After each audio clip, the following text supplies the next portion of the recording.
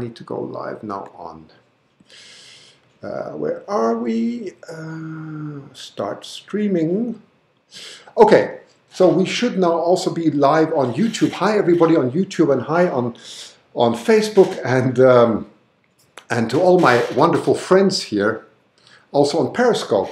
So you are in fact seeing a wonder that is probably rarer than a solar eclipse, that we have clear skies here in Vancouver, whilst a lot of the states and a lot of other parts are struggling with, you know, with very bad, hi there, with very bad weather. It's quite incredible. So just give me a signal if you can hear me loud and clear, and then I will try and show you a little bit of my setup. I'm looking at all these screens in parallel, and I'm going to just rely you say yes, you can hear me or so, which I hope you're coming.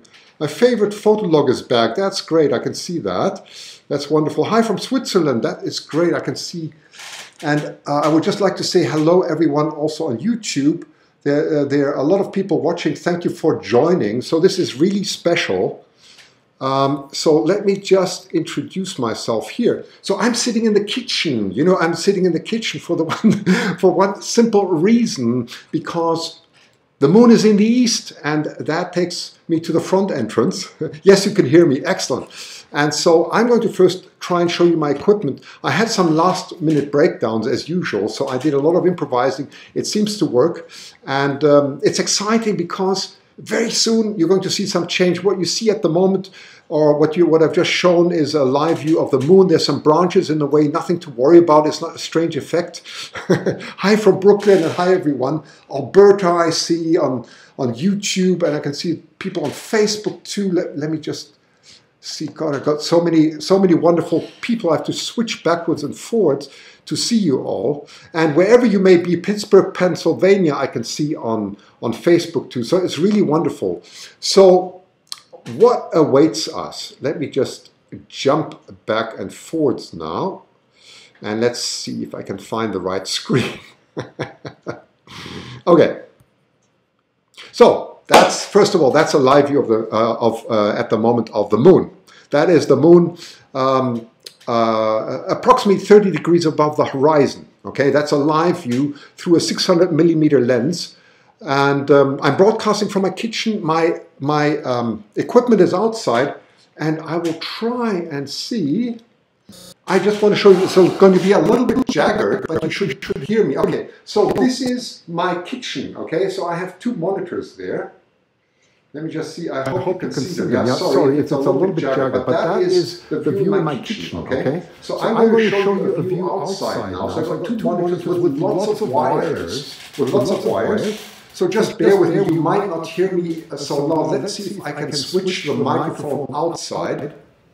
1, 2, 1, 2, 1, 2, 1, 2. Let's see if we can get a live view outside. Okay, so this, you probably can't hear me that well, but I'm screaming now to the other microphone, and that is my setup. So you can see that's an equatorial mount with a 600mm lens. I've got a huge light here. And the moon, believe it or not, that's the moon, okay? There's the moon. That's the moon, okay? So this is, and you can see it's a little bit still covered in branches, about 30 degrees up. And we should already be seeing very shortly the effects of the Lunar coming in. That means the deep shadow of the Earth. So I'm going to be quiet now and just head back. So you can see lots of fancy equipment here. And here again, in order to... Yeah, it's a crazy setup, isn't it? It's a crazy setup. So let's jump right back to the moon. And there we go.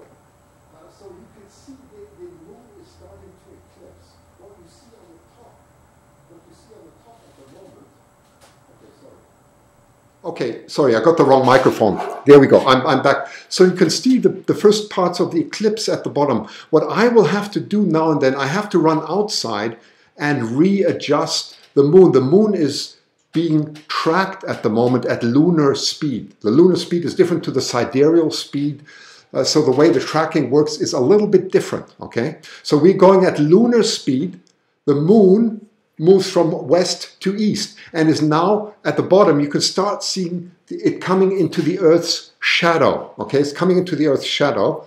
And I will show you, so it's starting now.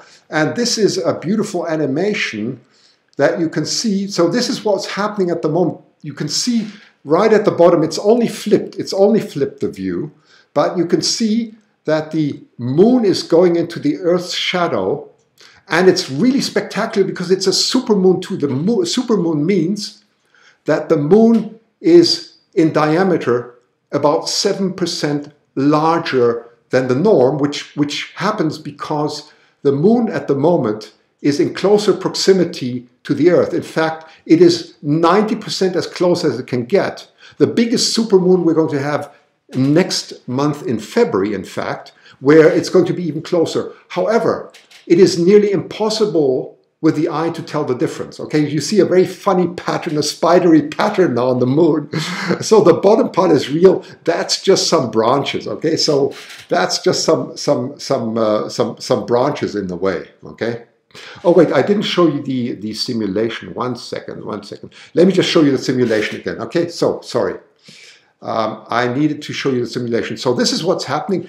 Here the moon is coming slowly into the Earth's shadow. It is not going central. The Earth is about 3.5 times larger in diameter than the moon. So the moon is not going right through the center, and the total eclipse will take about 62 minutes. It's going more on the north part of, so if it went right through the center of the Earth's shadow, the eclipse would be about 1 3/4 of an hour long. Okay? But what is really magnificent, we are going to see incredible details of the, lunar surface here as this progresses, and we'll talk about that because we don't quite know how red the moon is going to be, because that depends on the current state of particulates in the Earth's atmosphere. Okay, so let's jump back again, and this is a live view. It really looks crazy. So these are my neighbor's branches. Okay, so this is not some real effect. Just be patient. I'm doing what I can. And it's just a little bit obscured. That gives these funny shades that you have at the moment, but you can see at the bottom. And let me just run outside and adjust the moon. So what's happening at the moment, I haven't set up everything perfectly because in the last moment I had to move my equipment because I got the direction of the moon a little bit wrong. Yes, it was a little bit more east than I thought. And so I quickly had to do a last minute adjustment. And so my lineup is not perfect. So I just have to do a gentle adjustment. So just bear with me. I'll put my outside microphone on and then you will hear me and you'll see the moon move back into the center. Okay, you're going to enjoy this. You're going to love it. And my goodness, we're going to talk a lot about the clear skies we have in Vancouver, which never happens. It's like a Monty Python movie here. Okay, so I'm just going to rush outside and switch my microphone to outside.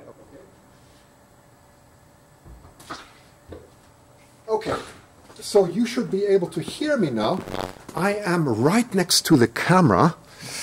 And I'm going to do a gentle adjustment here on my grass, the wet grass here. Oops! Let me see if I can do that without falling down. And there you go. And you can start now to see. So I'm sitting right next to the camera. You can start to see. If I move it up a little bit more, you can see that is the Earth's shadow. And soon the branches of my neighbor will have completely disappeared. Let's see. We can magnify. It's so wonderful. I just need to focus this a little bit better. So let's get the focus in. There we go. I think that should be better. And let me adjust the ISO here.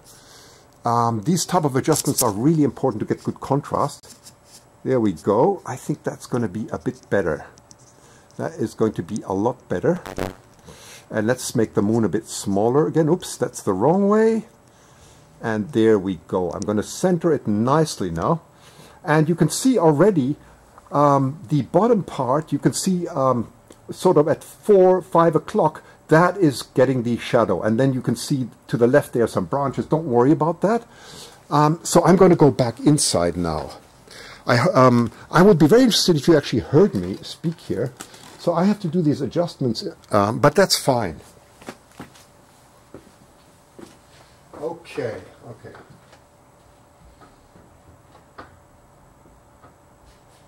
Okay, now I switched my microphone in. Could you actually hear me? The moon is flat. Now, well, we're not going to go into the flat. Actually, you know, that's an interesting thing. You will see that you actually see a curvature on the moon's surface from the Earth, of course. That's the shadow that you're seeing.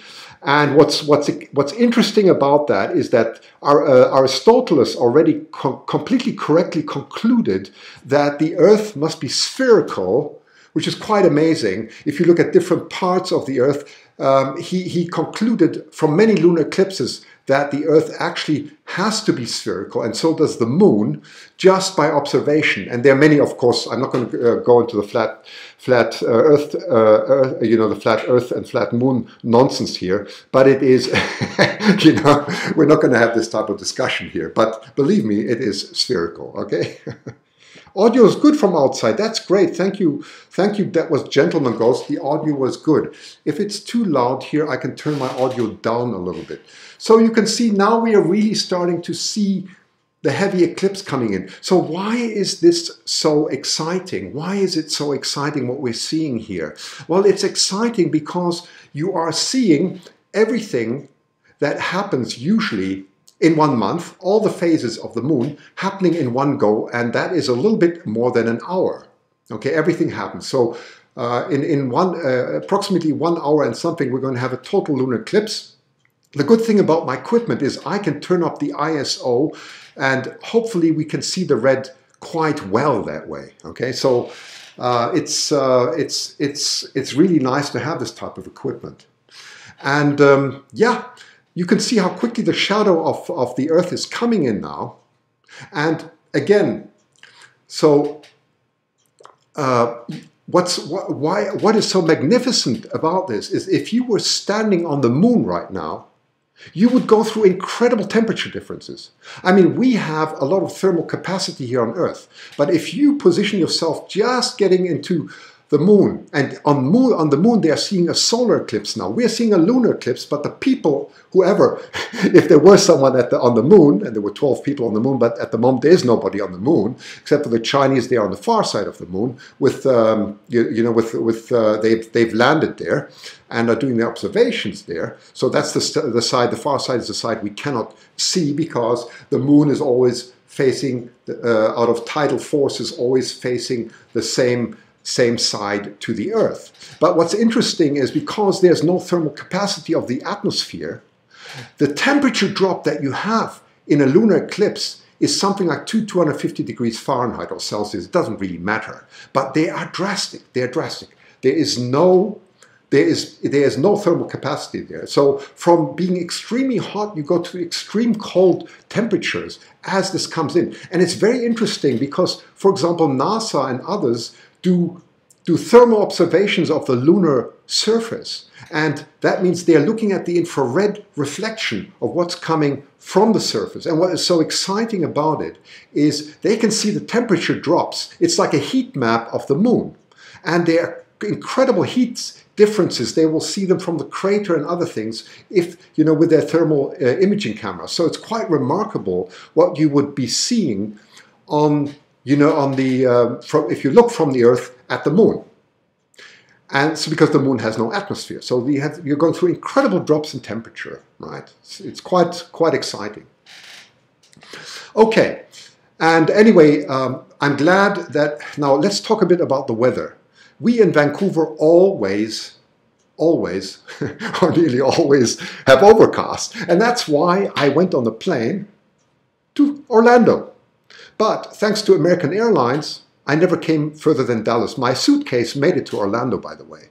My suitcase made it. Well, thank you to American Airlines for guaranteeing that my luggage would arrive, but I wouldn't arrive because, well, they messed it up and they couldn't put me, they gave my seat away and so on. Long story short, I went back home and I was so disappointed. I thought, oh my goodness, Vancouver. I was supposed to go to Florida and show this wonderful eclipse. And what happened is, a wonder happened. The weather changed. We had a wonder. We suddenly had clear skies. And this is what you're seeing at the moment. So it's really quite amusing. It's really quite amusing. You can see the Earth shadow coming in extremely fast now. So the Earth is squashed between the moon at the moment and the sun. So it's blocking the light from the sun, and you can see it's coming in extremely quickly now, the shadow. So very nice view. I could magnify this, but at the moment, let's just enjoy the view as it is. For those of you who haven't seen my setup, I will try, and let's see if I can get my phone working again. 1 second. Let's see. To improvise a little bit here. There it is. Let's switch that on. Yes, you can. Okay, so this is my setup. This is my setup. So I have two computers here. I have two computers. This is a Mac. The Macs are superb at running. So this is running all the thing on Wirecast, and I can switch screens here and see what's going on here on different channels. I can see my own live channel and so on. So that's the one channel. The other one is, I'm looking here directly at YouTube, and this computer is linked to that computer, so I can blend in, for example, the Lunar Eclipse or some simulations or so onto this screen. That's why I have two computers here. And then I have a lot of wire mess here, which is not the way to do it, but because things broke down in the last moment, I was improvising once again, and you can see two wires going outside. And let me just switch the microphone. I have two microphones. I'm going to switch it to the outside microphone, and maybe we'll just take a look at what it looks like outside. Okay. So that's the outside microphone on, and you can see I have a huge studio lamp here, and that's the equipment. Okay, so maybe we will have, yeah, it's a little bit jerky. It's a little bit jerky, but you can see that is what you call an equatorial mount. This is typical for telescopes. This is set to the Earth's axis, and at the moment what's happening is you are just rotating, so the declination is fixed, and we're just following the moon at lunar speed here. Okay, so the camera, that's a 600mm lens, and there's the moon. And you can actually see, if I zoom in, you can just know, it's not very good on the iPhone, but I can clearly see, and it looks incredibly, wow, it looks spooky, because you can see how the shadows coming in. It's an incredible phenomenon. It's absolutely incredible. So that's the view outside. Now the nice thing is I can sit inside and talk to you. So let's take the lunar. Let's go back to the moon, so you can see how quickly this is happening right now. So it was a little bit jabbered. I apologize for that. That's because I don't have good internet to go outside. I had to improvise a little bit, but it's actually working extremely nicely. Okay, I can see some people asking what type of scope. That is a Nikon lens. So what I'm actually doing is I'm mixing my photography equipment here with my I'm mixing my photography equipment together with my telescope knowledge, and it's a Nikon. It's actually a Nikon 810 that I have in there, 810A. It's good for astronomical purposes and for imaging of galaxies and nebula and so on. And I'm using that at the moment. I will just now have to pump up the ISO, which is the sensitivity of the camera, in order to see the darkness much better. But that would overexpose the light part, so it's not time to do that yet. You can see there's a bit of shadow there, still from some tree. Oh. You can't hear me. Thank you. Okay, thanks. I apologize. I apologize. You couldn't hear me. I know. Okay, I'll just say it again. My equipment, I apologize. Okay, I forgot to switch over, but now I can see everywhere they say no sound, no sound, no sound. So thank you for the help. Thank you. I appreciate everywhere they say audio problem, but I'm sure you can hear it again. So I'm just going to wait till you say to me, yes, I can see it on Periscope. Yes, we can hear you better. My apologies. I have to think when I come back in that I have to switch the audio source. Okay, so what I was saying is I have outside a Nikon camera. I have a Nikon camera outside, It's a D10A, which is very sensitive to the red. Okay, so you see the typical hydrogen alpha lines. For those of you who've done, done imaging of beautiful nebula, there is the famous hydrogen alpha line, which shines in. It's an emission line. Okay, so this sees a lot of the red that we can't really see with the eye, the camera. Okay, so it's very red sensitive. In fact, if we have a proper red moon, this camera should be able to really bring it out very good. Okay, but I'm going to wait a little bit, and then I may do some switching of ISO and white balance on the camera to bring out the redness of the moon. That's going to be a challenge. I don't know how to do that because I've not done it before, at least not live. So we will see. Okay, we will see. So it's going to be quite exciting. But you can see as I speak how quickly the Earth's shadow is coming in now. So the moon is coming from the west and traveling eastwards, from the west to the east. And at the same time, this is what's happening. It's seen different in different parts of the world, but we can see about half of it is covered now. And we're just extremely lucky here in Vancouver that we can see the lunar eclipse live like this. It's actually phenomenally, it's a phenomenon. It's rarer than a solar eclipse that I can imagine that I was going to broadcast this live from Vancouver. So that's quite funny. Okay, so hi from Saskatchewan. I can just see some people. 40, Osprey Mama says 43 degrees in Florida. So you seem to have a feel. So give me a little bit of, tell me a little bit, how is the sky elsewhere?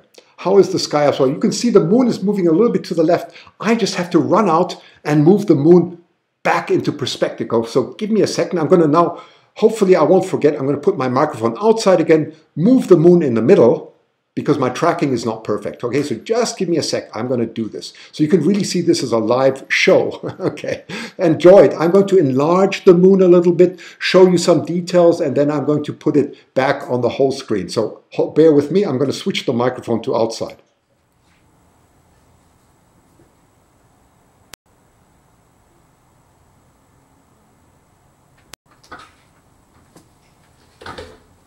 Okay. Now you should be able to hear me. I'm outside again, and the lunar eclipse is absolutely incredible. I'm just going to center the moon again. There we go, and go a little bit up. There we go. That's perfect. That's perfect. And let's just do something wonderful, which you can do with these cameras, is you can really enlarge the surface here, and let's see if we can focus this a little bit better. Yeah, like that. And you know, one thing you will notice is you can see how fuzzy, look how fuzzy the shadow is. The shadow is not sharp, right? It's not sharp. It's a very fuzzy shadow. It's a very fuzzy shadow.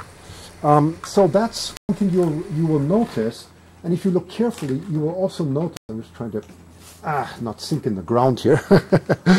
And you will also notice that you see the curvature. You can see the curvature of the shadow, and it's really fuzzy. It's not a sharp shadow at all, right? It's not a sharp shadow that we are seeing here. Let's just see if I can focus this a little bit better.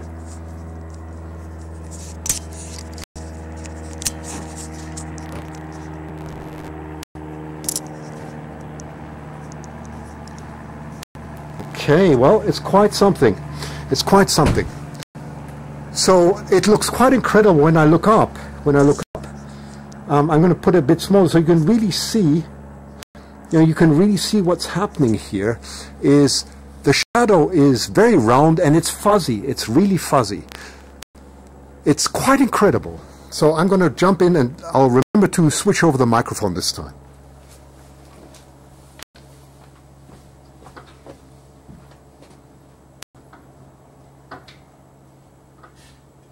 Okay, I'm back inside. I'm learning. You just have to be patient with me. And yeah, it's quite the sight now. So we don't have any more obstructions of trees or anything. And it's looking marvelous. Even my dogs are looking around here and are quite amazed. It's quite something if you get the opportunity.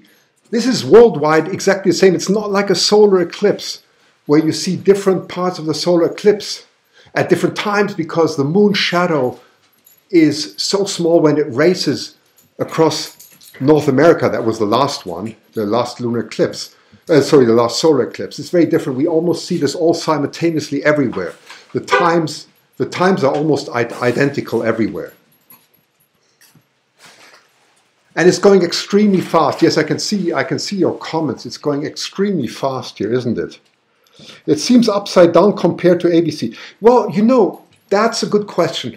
It doesn't mean I could flip the screen. If you wish, I will flip the screen, and I will tell you, well, fine. If you rather think it should look different, we shall do this trick. Why not? We can flip the moon in any way, right? We can flip it this way, and we can flip it that way. And that's because there is no up and down in space. It doesn't matter, okay? It doesn't matter. So let's just rotate the moon just for fun and show you how that's done. There you go. Now I've rotated the moon for you. Do you like that more, or do you want it inverted?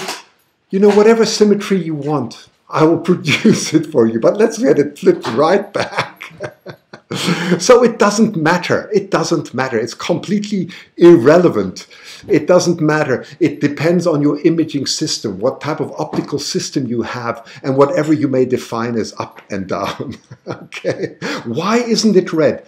Well, that's an interesting question. The answer to that at the moment is because I am exposing only the bright parts of the moon. I'm not exposing the dark parts. If I'm going to wait a little bit more, and then we can see whether we can bring out the darkness. At the moment, if I bring out the dark parts, the light part will be completely overexposed. Okay, so that's it. I can flip it, of course. If you want me to, I'll flip it in any direction you wish, right? Let's flip it. How's that? There, this is what you call a flip. There you go. Isn't that beautiful? Now your moon is flipped. And then you can flip it this way too, if you wish to. You see how nice. We can do whatever you wish, right? And whatever you consider as up and down in space, we can do it. You have clear skies in Canton. That's very nice. That's very nice. So it's funny, you know, it's funny. And now you're going to tell me the moon is a disk. I know, because you just saw it flip like that. That means the moon is flat, right? No ways. Come on. Don't come with that one. Yeah, but anyway, so for whoever likes it, we can you know, we can leave the moon at the moment in this position. It's fine. But look again, the shadow is not. I'm going to just zoom in a little bit on the moon here. Look at the shadow there. The shadow is very diffuse. Do you see that? It's a very diffuse shadow. It's not clear. So that is really caused by the Earth's atmosphere and so on. So it's not the way you usually see the phases of the moon, which are very sharp. You see a very sharp shadow. This is a very sort of fuzzy shadow that is coming. It's really completely different. So this is what is very different to the phases of the moon, because at the moment, of course, the moon is directly opposite the sun and the Earth is blocking the way. So what's happening is the light is grazing. The light is just grazing the Earth's surface. And at the moment, of course, the Earth is not completely blocking it. So it's partly grazing it. So the reddish effect is not coming in yet because most of the light is still not being blocked. Does that make sense? It's not being blocked. But once it gets blocked completely, we should be able to see the reddish effect much, much better. Yeah. So anybody, any other ideas of wanting the moon in any other direction, 90 degrees, or maybe you would like it a little bit tilted to the left or right? Everything is possible, right? There's no ups and downs. Okay. Can you zoom in? Yes, I can. I have a limit with zooming. I can zoom in a little bit more. And you know what? If I go outside, I can zoom in even more, okay? So let's just do it. Somebody says, I really want to see this closer. I don't have my 800 here yet, but I have what I'm using is a 2-to-500 at the moment, and I have zoomed in a bit on the screen, which looks a little bit fuzzy, but let me just go outside and do a little bit better than that. So what I'm going to do just is I got a scale. I'm just going to put this back again. 1 second, 1 second. Put it back. And then I will go outside and I will zoom. Yes, you want me to zoom out. Zoom out. I will go outside and zoom out. I will do that. Someone says zoom out. The other one says no zoom. Well, whatever you wish, okay? 1 second. I just need to charge my iPhone here. Oops. Got a lot of things to do. There we go. Just charging my iPhone. There we go. Okay, so I'm going to run outside again and change the microphone, and I'm going to put the moon small. I'm going to zoom it to 200, then to 500, and then you'll see all the different things, you know. So let me just do that. Let me play a little bit around with the view and Joe. And I'm going to switch the microphone outside again, so you'll hear me outside right next to the to my big telephoto lens. Okay, so hang on.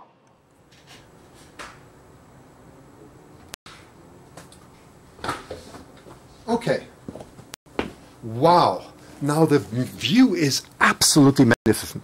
So this is really incredible. I cannot believe we're doing this in Vancouver. So first, let me center. Oops, sorry, that was too far. There we go.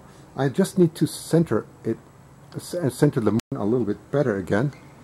1 second, that was the wrong direction. That's the wrong direction. Come down a little bit. There we go. Okay, and now you wanted to zoom out. So, okay, that's not centered at the moment. So let me just center the moon back here. 1 second.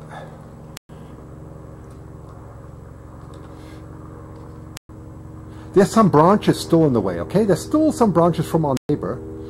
That's causing the funny pattern there. Wait a second, I'm going the wrong direction here. There we go, there we go, there we go. That's it. So that is zoomed out at the moment at 200 millimeters. And then I can zoom in. Oops, that's a little bit off there.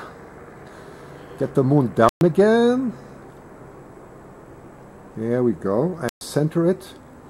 And now we're going to zoom in even more.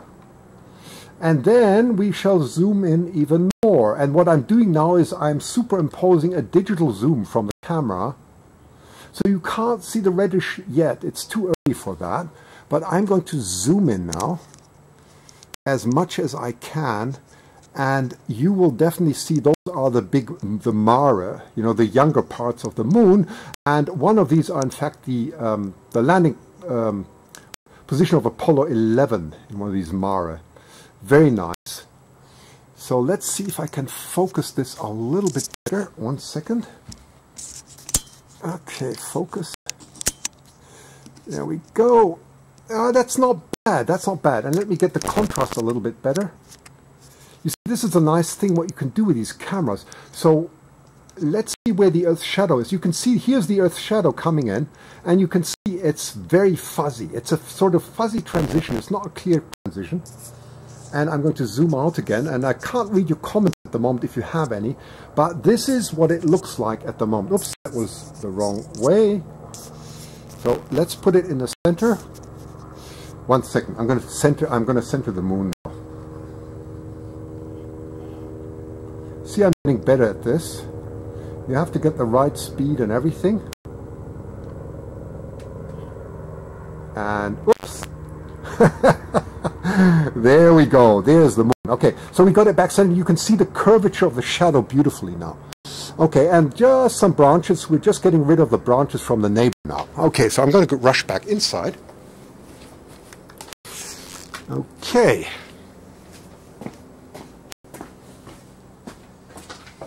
Okay. Now you see I remembered to switch the microphone on inside, and I am back. How was that? Did you see that? Did you? So we zoomed out completely, we zoomed in, and you could see now the curvature of the shadow, very beautiful, okay? So quite nice. Save the moon. Perfect, good. Yes, we got the audio change, we did everything, yes? So this time I actually managed to do everything correctly. Okay, so imagine once again that you are on the lunar surface there and you are seeing a solar eclipse. It's exactly the opposite. On the moon, you see a solar eclipse. On Earth, you see a lunar eclipse. So if you're standing on the moon without atmosphere and you have one of these wonderful astronaut suits on right now to give you air and to keep you from exploding in a vacuum, you would start really becoming very cold now. You know, as the shadow moves over, and it will drop incredibly fast, right? Incredibly fast. So, has it turned red already? You know, I'm going to wait a little bit longer, and then you have to be a bit patient with me. I have not done this before. I'm going to try and get the ISO and also the Kelvin number, that's the white balance, correct, so that the red comes out beautifully, okay? So just bear with me, and then we will see it, right? Yes, the eclipse starts at 11:21 Eastern Time. So the time at the moment is, Vancouver time is, what is it, 20:07 or something like that, right? So we still have a little bit of time. And then it should be fine. Hi, I can also see Amanda, by the way, from Dallas. I hope you have nice weather in Dallas. Tell me, how is the ISO 9001? No, it's not enough. You can go up quite high with the ISO, right? We'll do that. How long does the eclipse last? It will be 62 minutes, okay? Because it's not the longest eclipse. It's the supermoon, means the moon is in its closest approach to Earth. It's a blood moon because it's going to turn red. We don't know how red it is. Depends on the Earth's atmosphere. It is a wolf moon because there are some myths or some stories behind when wolves howl in January. And I'm sure some of you know more about that than I do. That's where the wolf comes from. And so next, in fact, the moon is about 7% larger in diameter, which gives us surface area about 14% larger than we usually see. The brightness you will not really be able to see with the eye, and many people think the supermoon is like having this gigantic moon. It's not. It's not that distinct, really. Okay, so all these words that we use, we can measure the differences. We can measure especially the difference when the moon is very far away to the moon being very close to the Earth. Right, that you can definitely see very well. Okay, Midland, Texas. In Texas, actually, guten Abend, guten Abend. Well, I think in Texas you must have wonderful weather. Hi, Jenny, nice to see you. So I can see all my friends here from Eagles, from astronomy, and from wherever you are. And I hope you have, I don't know, what is the weather like in Vegas? Yeah, I can see Las Vegas, Nevada. Tell me, how is the weather wherever you are?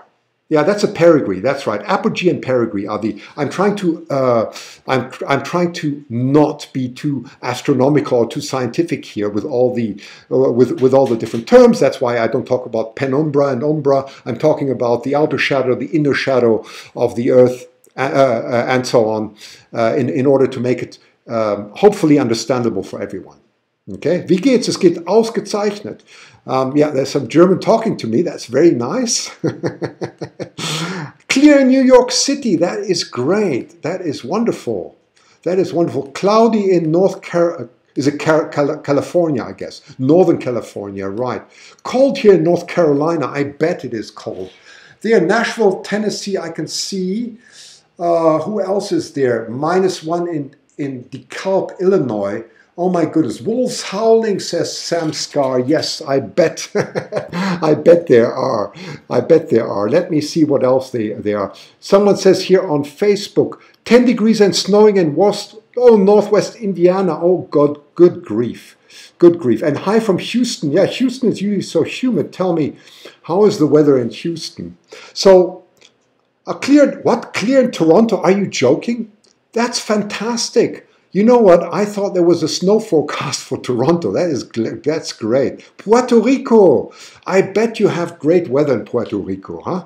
I mean, you got to go. Partly cloudy in Chicago. Can you see the moon? If you can, take a look. It is magnificent with the eye. Just take some binoculars and take a look. Look how quickly the Earth's shadow is racing across the moon. Or I should say the moon is racing into the Earth's shadow. That is probably the more precise way of talking. Hi from Florida. Fantastic. Oh, that is great. 56 degrees in Miami. Yes, well, the temperature is good, but do you have cloud cover, or can you see what we are seeing here? Can you see what we are seeing here?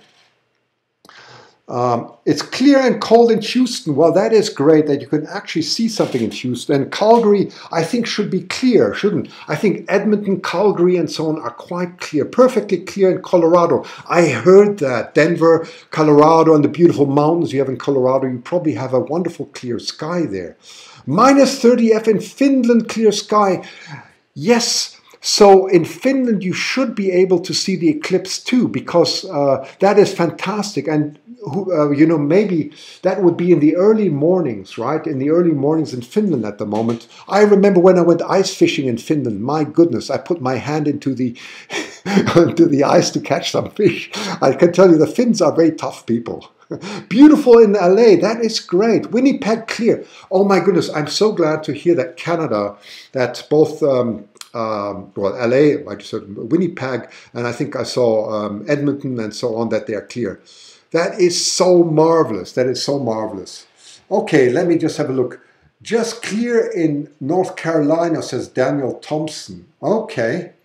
Mostly clear in Iowa. Hey, you're all lucky. So do take a look. Don't just look at my stream here. Take a look outside and enjoy the view. I mean, either you see it at a different angle, or I can turn, as you can see, I can turn the moon in any direction, but you certainly should be able to see something. Now it should be getting bitter cold on the moon if you are there. I love your accent. Well, I consider it a terrible accent. It's a type of German, Canadian, South African, whatever you may call it. It's probably, well, not the greatest. Anyway, I do hope you still enjoy it. Hello, Dr. Mann. That is nice. Okay. Okay, that is great. Completely covered in Saskatchewan. Yes, I saw that. I saw that. I see that on YouTube right now. Now the shadow is still fuzzy or not. So let me go outside again. I'm going to switch the microphone because we are now getting critical to the total eclipse. And you have to be patient with me because I have not done this before. To do a live stream is very risky. I've set up my equipment. Hopefully I don't tread over any wires because that's the end then. So I'm very careful when I'm out there. I got lots of cables and it's not the way you should do things. It's a lot of improvisation in the last moment to make things work. But I'm going to go outside now and I'm going to switch out my outside microphone on again. And yeah, and then let's take another look at the moon. I'm going to zoom in. And I will try and turn up the ISO a little bit if I have enough light out there to see it. So let's play a little bit around and let's see if we actually see something red. So I'm going to completely overexpose now and let's have some fun, okay? So, okay, I'm going to switch over. I'm going to go outside, switch my microphone over.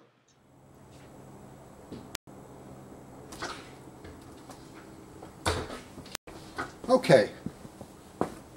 Oh, wow. Now, if you do get a chance, do take a look. You know, there are quite a few of you who have a clear view. It looks magnificent. It looks absolutely magnificent. So I'm just going to get the moon back into the center first.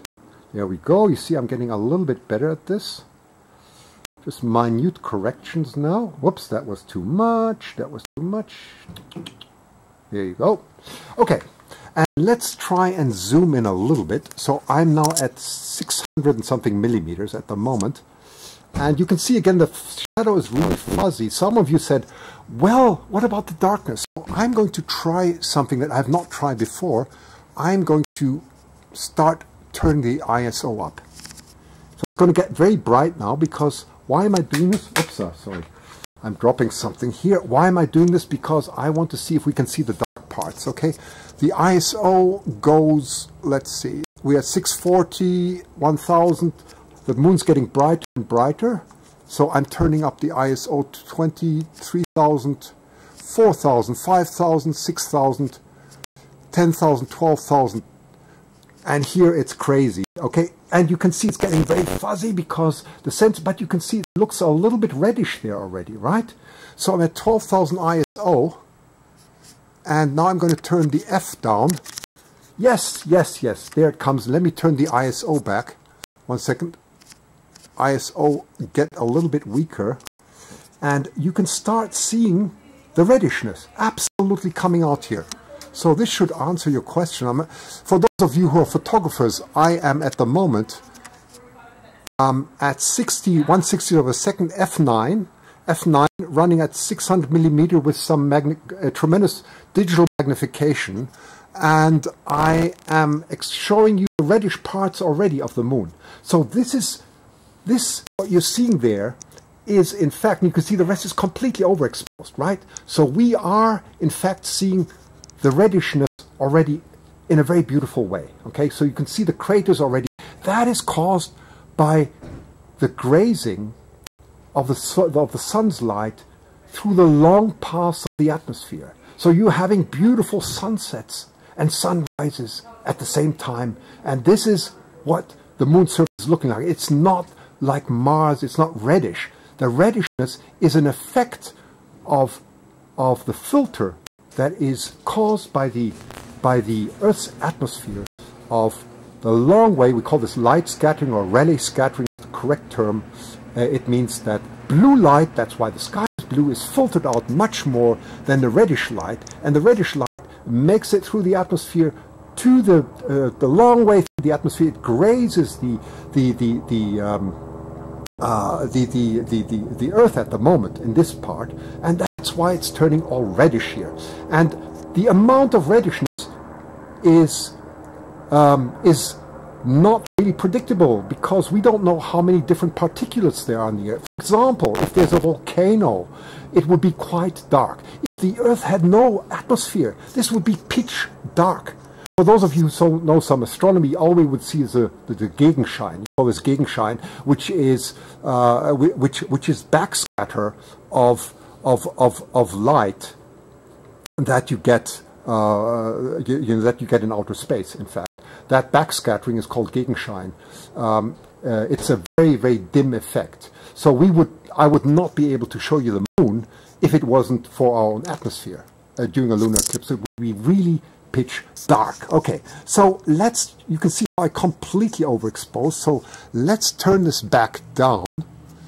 Where's my ISO? So I'm going down from 5,000 ISO, 4,000, blah, blah, going down, down, down, all the way to 200. And let's see, I'm at F9, so I'm going to go a bit down, F13, and then I'm going to center the moon back in. Yep, that way and this way. There we go. And let's get it a little bit up. Oh no, that was the wrong way. Come on, Christian, what are you doing? There we go. Sometimes I don't know where up and down is. There we go. Okay. And if we magnify this a little bit, this looks quite nice. But I'm going to leave it zoomed out because I think it's better this way, then you can enjoy it. So I'm going to go right back in. So you saw, in fact, that we can see the reddishness, and you can see it clearly with the eye, by the way. You can see it. And the camera is not as good as the eye is, because the eye can differentiate. The eye works logarithmic. The camera is linear. So actually the logarithmic scale of the eye can actually look much better at the moment at the lunar eclipse. Okay, so let me get back in and let me be sure. 1 second, I must just be sure I don't drop anything here, because that will be the end of the show. So here we go. You see, that's me in front of the lens. Okay. Okay.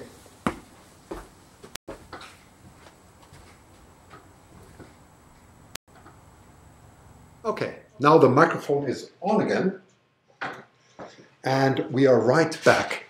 So I hope you you enjoyed that. So you could see very clearly that the moon is indeed already reddish. I could show that, but the camera doesn't have the sensitivity to show everything at the same time. So we're still seeing sort of the black and white version and not the reddish version, which we will see in a little while. But you could see it, right? There's definitely redness. If you look outside right now, you will definitely see the redness already with your eye. Okay, so that's quite remarkable, actually. Okay. Okay, so yeah, I hope that was clear. So again, just to explain, the reddishness that we see is purely through the Earth's atmosphere, and it depends how many particles that we have in there, whether it's going to be bright red or less red or so on. If we have a volcanic eruption, it would be extremely dark on the moon. Right? Anyone from Joburg? You know what? I went to school in Pretoria, you know, so I know Johannesburg, Edenvale, and so on very well. It's very nice to see some South Africans here. Very nice. Okay. Well, anyway, I hope you're enjoying it. We're getting to the exciting part. By the way, in 20 minutes, during the total eclipse, Astronomers Without Borders will be calling me because it's interesting. They're doing a great thing. Astronomers Without Borders are doing a great job because they want to show that the lunar eclipse is visible from anywhere in the world, and they want to share the great scientific and well, marvelous event. It doesn't even have to be a scientific event. It's a marvelous display of nature to everybody. So I'll be talking to Astronomers Without Borders in a very short time. So it's very exciting. By the way, thanks Osprey Mama for that donation. It's very kind of you. I really appreciate it. Thank you. I have a lot of eagle friends here and also astronomers, so it's a nice mixture. It's a very nice mixture. And we are lucky. It's not that cold in Vancouver. Jessie, come and say hello. This is my little Jack Russell. She comes from South Africa, by the way. She comes from South Africa. She's a very smart one. She comes from Cape Town. And yeah, she wants to know what I'm doing here. We are talking about the lunar eclipse. Okay. Okay. Hi there. Cloudy in what is it? Is it California or where? I'm not quite sure where you. I'm just looking at your comments now. Just to see where you are. Watching from Western North Carolina. How is the weather there? You know, I was surprised to hear that so many of you have actually got quite good skies at the moment, which is marvelous. So obviously you are seeing what we are seeing here right now. You are. Vancouver is clear. You know, I don't know what has happened, but it is the most unlikely place you can possibly have to enjoy a lunar eclipse. But it's happened. It's happened. We are completely clear here. And I mean clear. It's so clear, it's unbelievable. It's really, I mean, Fort Lauderdale is clear and cool. Well, that is great. That is great. Okay, so we're getting to the exciting part in about, let me just check. Let me just jump in here. Oh, that is, hang on. Let's just jump in here. Let's just see what the time scale was. So this is what we're seeing right now. Till about here. Does that look about right? Let me see. Let me just switch between there. Something like that. Something like that. A little bit more. And very soon, and that should be at local time. Local time, I don't know. I can't see that at the moment. Hang on. I don't remember the times, but somebody, I'm sure, sorry, jump back again. Some of you may be able to tell me exactly when the total eclipse starts. I don't see the time on here right now. I only see the altitude and the direction, but I don't see the, anyway, it doesn't matter. It's going to be in a few minutes. Okay, so I'll just be watching to see. Oh, 8:24. Thank you very much. So it should be very soon, right? No, you said sorry. 11:31 east. So that is that's 8:31. Excuse me. That's 8:31. Laying on my car in Delaware. Wow. With my hat on, or what was that? I think that's what you said. Hi GoPro Creations, very nice. Thank you very much for the donation. That's very kind of you. Thank you. So I'm so excited that I've managed to present this live to you, which is incredible, which is absolutely incredible. So let's just see if I have any more comments. 1 second. I'm just going to take a break for a second from talking. I talk too much. 1 second. Let me see. Yes, I'm just looking at Facebook here. Michael says it's clear in Toledo, Ohio. So you do have some clarity there in Ohio. Clear and bitter, minus 22 Celsius in Sault Ste. Marie, Ontario. So you do have it, but it's bitter cold. We are very lucky here. We're very blessed. It's not so cold. Thanks for scoping this. You're most welcome. I can see Gentleman Ghost there. He's probably sitting at Starbucks in New York and enjoying this. I can imagine that, right? Okay. Okay, I'm just going to quickly, whilst we wait, I'm just going to give you another quick view. Let me just turn on my iPhone again. For those of you who haven't seen my setup, I'm wondering, how does he do this? Let me see if I can get my phone back. And yes, here we go. Here we go. So that is the view of our kitchen. You can see lots of food in the background that is waiting to be processed, and I've kicked everyone out of the kitchen because I'm doing a live stream here because East is there out of our front door. And yeah, and that's the other. I have two computers there. The one is linked to the other. I'm running it mainly from the Mac, and the Mac, this is a MacBook Pro, and you see lots of cables coming out, and the cables are HDMI cables that are going to the cameras. And I'm just going to take a quick walk there and show you. I'm just going to switch my microphone again so you can see what it looks like out there. So one moment, switch microphone, and it's.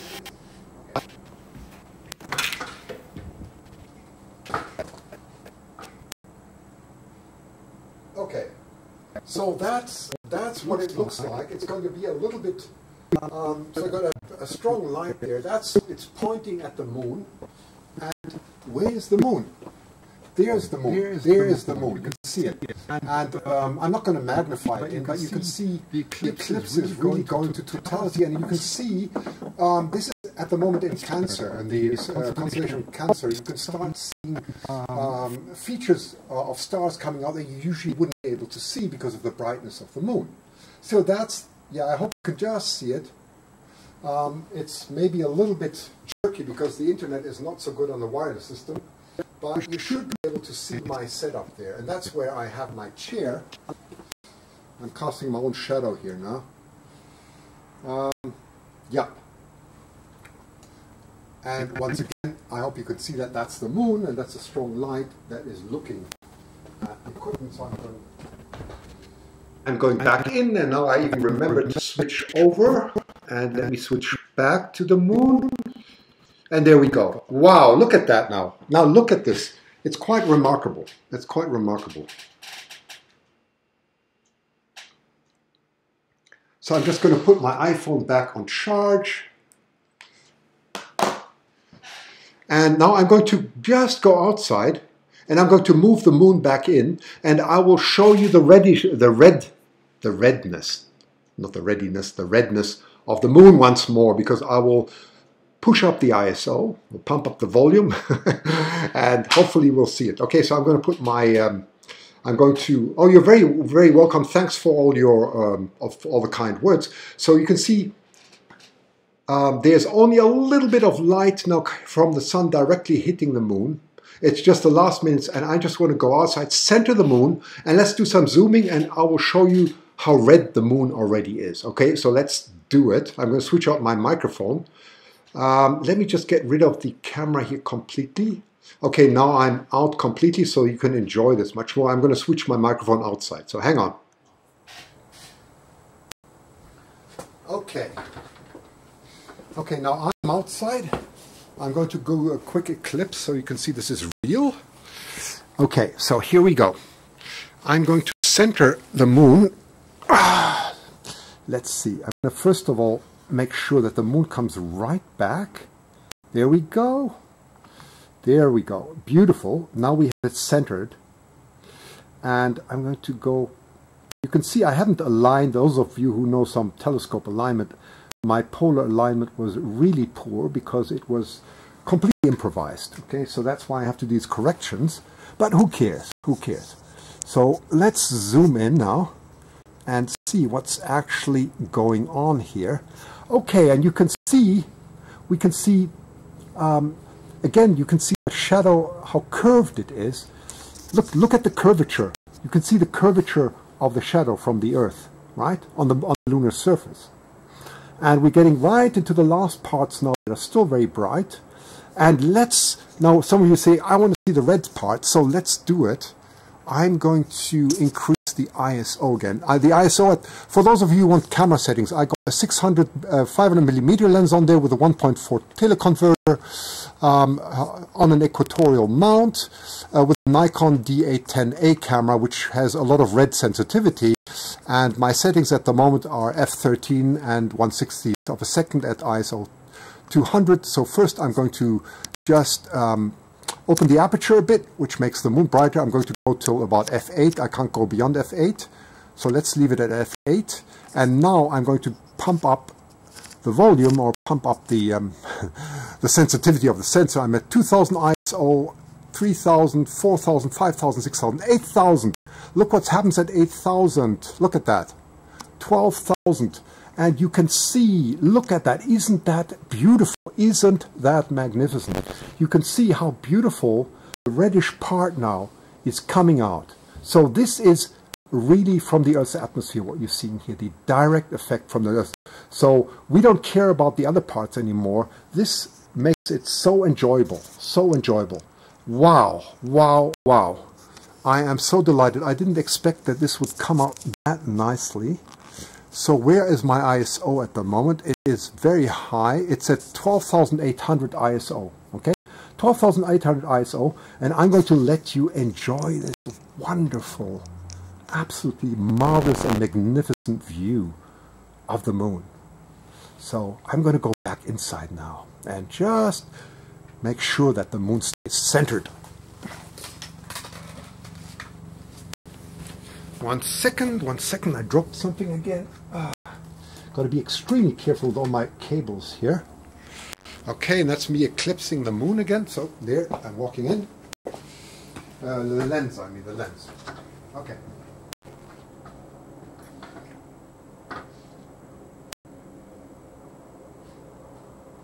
Okay, I'm back. Now I'm not, you can see it's quite fuzzy, isn't it? The fuzziness that you see is of course from the sensor at the moment.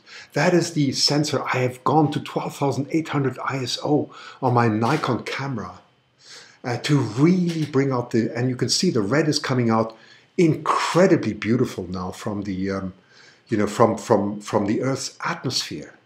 And the other part is completely overexposed, but who cares? Because now I can really bring the light out to you in beautiful detail. I don't actually have to talk very much because it is absolutely magnificent what we're seeing here. Absolutely magnificent.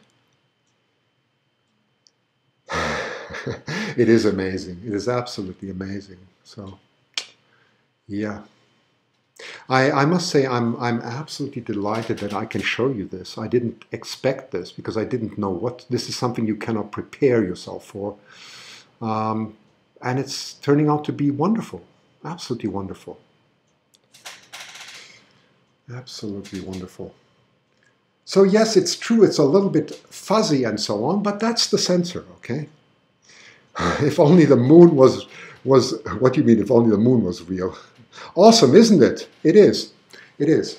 So, as you can see,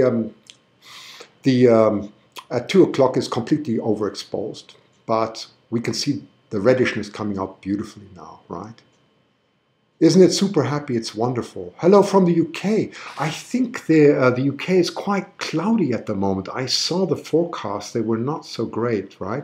So it's getting very close now. It is. It is. It's getting extremely close now.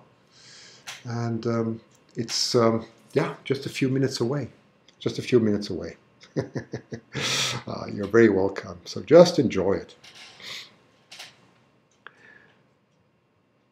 So you see what is so interesting. You know, if you, this is why one has to be so careful with conclusions too. I mean, if you wouldn't know that the Earth had an atmosphere and would have these type of effects, you could conclude that the moon has a red surface, right? And I think it's amazing, you know, how far science and also astronomy has come simply by observation, just looking at light, studying light. Now they're studying gravitational waves. Okay, it's coming to the next era of science, which is incredibly exciting. I mean, the sensitivity that we have nowadays exceeds all expectations. These are things that nobody would have thought would be possible. But what man has learned through just studying light is phenomenal. Just looking at light and interpreting it correctly, you know, and making sense out of it. And this is, you know, that's another thing we see here, the red surface of the moon that is coming through the atmosphere. That, by the way, it was Lord Rayleigh who first interpreted light scattering correctly. So it's the blue light that is scattered much more than the red light, because the aerosol particles are much smaller than the wavelength of light, and thereby they act like a filter, and they filter it out, and that's the effects you're seeing right at the moment. Yes. Yeah, somebody's saying gravitational waves, and that's an exciting future. My goodness, if you love experimental science or experimental physics, you will think this is the most incredible thing that's ever happened. Thank you, Kathy. That is very kind of you for some donation. I really appreciate that. It's quite incredible, isn't it, the sight?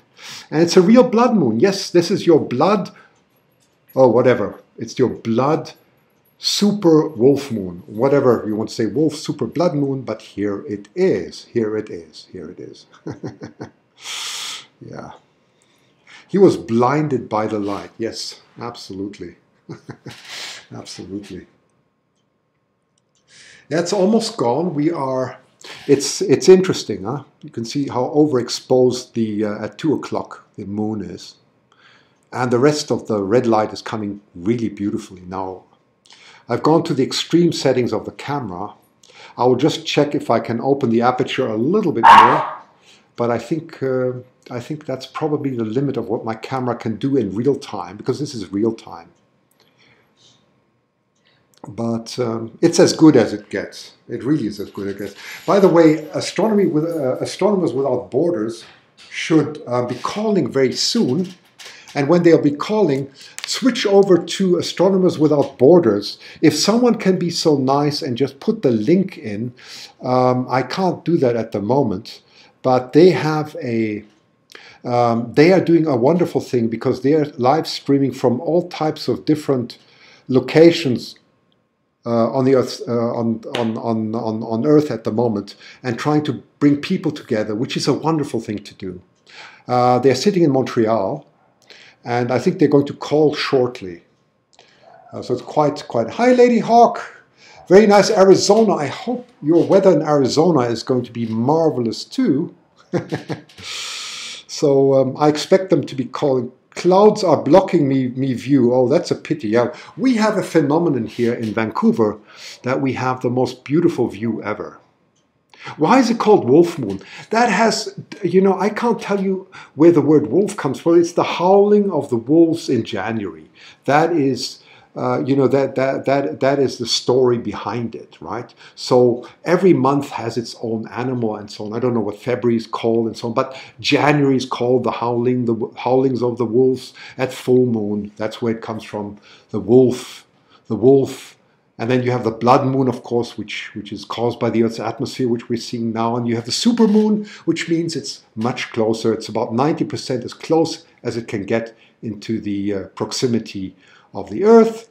And it'll be very much closer next month where the supermoon is even larger than this month, and then March will be a bit less, and then it will no longer be called supermoon. That's why the moon is in Leo. Is it? I thought it was Cancer. I'm not quite sure. I have to, have to check. Would have to look at the constellation and see. The first moon of the year is called the Wolf Moon. That's exactly right.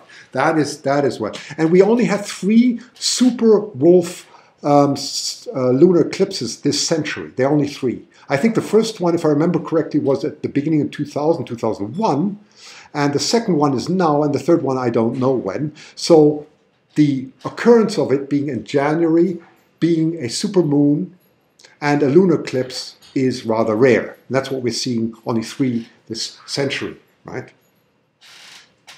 Wolf, yes. So let's just enjoy the last lights just coming in. It's really beautiful. A tropical astrologer. Yeah, some people mix my own background up between astrology and astronomy. And it's quite remarkable. But I won't comment on that.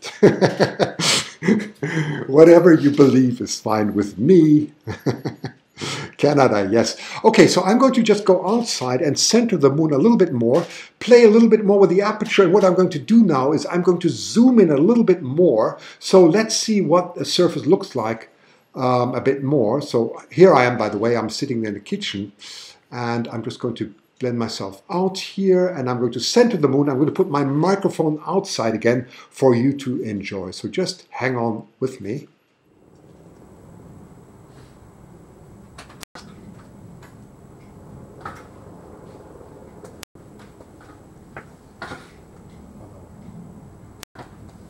Yep. Okay, so here I am. Oh my goodness. You should take a, you probably just saw me eclipsing the lens here. You should be, let me just center the moon again. There we go. That's nice in the center. So you see, that is not perfect polar alignment I did here. And oh, it is magnificent. It's absolutely magnificent. So I'm zooming in now. Let me just check my settings. See if I can do anything here. No, I can't go. I'm at 1/60th f8. I'm opening the aperture completely, and I'm at 12,800 ISO. That is as good as it gets. As good as it gets here, but it's not bad. You can see, you know what's amazing? Do you see that? The moon, hang on, the moon is not evenly red even at the moment. There are, of course, you can see the top part here, well, top or bottom part, whatever you call it. I don't know which side I see inside, but you can see here, you can see beautiful redness from the atmosphere. And you can definitely see the Mare here. Let's see. And there it gets getting quite dark, isn't it? It's quite dark, so it's quite different. So I expect it to get darker, as the eclipse comes in. It's going to get a lot darker. But at the moment, it's just magnificent. It's absolutely magnificent to see that. Yeah, that's when I zoom out completely and zoom back in. See, I can zoom out, zoom back in, and my goodness, to ever have this in Vancouver, I cannot believe this. There we go. Okay, so I'm going to go back inside now because I think they're going to call very soon. So just hang on. Let's see if I have my settings correct here. Yeah, that's all correct. That's all correct. Okay. So there we go. So I'm just going to eclipse the lens again.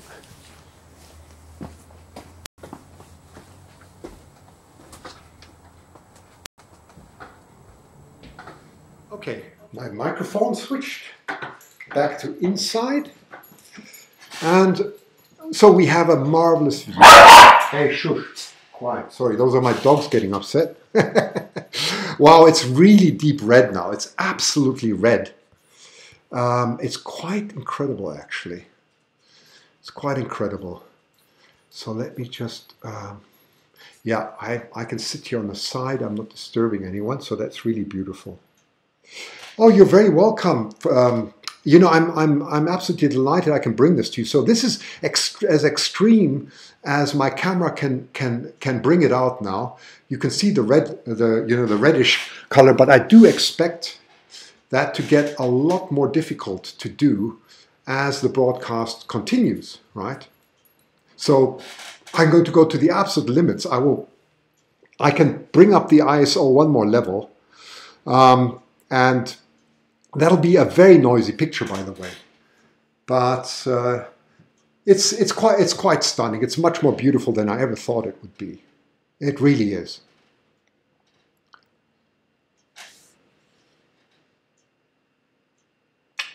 Right.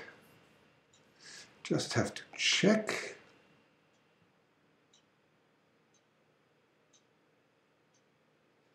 Okay.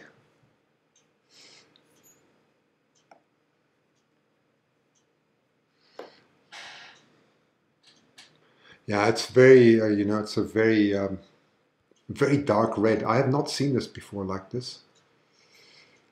It's quite incredible. Let me just see. Zoom in a little bit more. No, that's fine. I think if we zoomed it a little bit more, there you go. It looks rather fuzzy, of course, because I'm running to the limits of what the sensor can do at the moment. That's about the limits I can do with my equipment in real time. So where am I from? I'm originally from Germany, but I've lived up across all the world. I've been in South Korea. I was brought up, my father was a diplomat, so I grew up in many countries, right? That's why I have this weird accent. Also South Africa, by the way. Israel, South Africa, Sri Lanka. Yes, I've been in Sri Lanka a little bit, although not really lived there, but I visited several times. Iran. Oh my goodness, the story goes on and on. United Kingdom, of course, Sweden. I speak Swedish.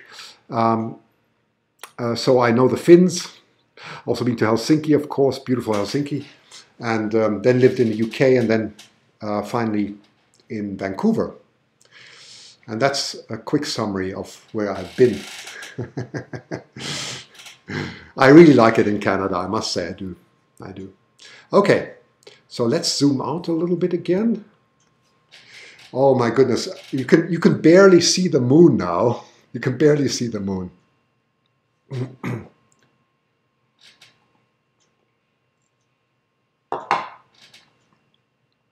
So let's just check where we are now. Where are we now?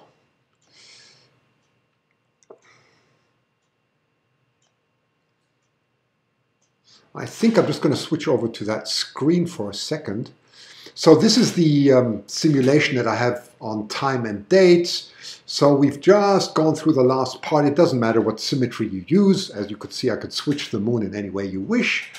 But that's more or less where we're just coming to the beginning of the total eclipse right now. And that's back to the live view.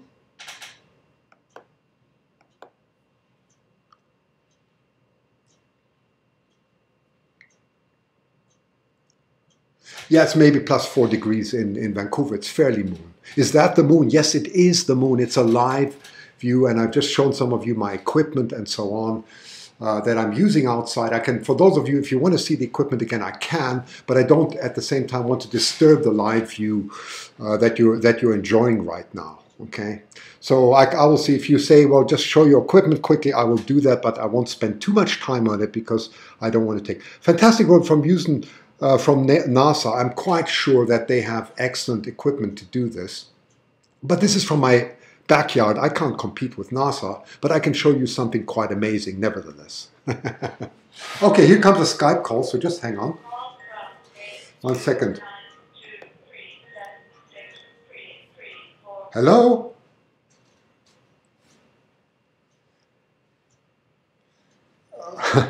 Okay.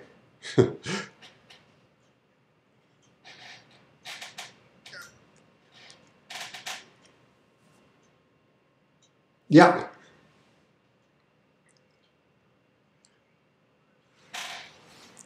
Yes, yes, you do. Well, we were extremely lucky. I don't know if you've seen my live feed, but it's been incredible. I cannot believe that I'm sitting in Vancouver doing this, you know, so it's a miracle.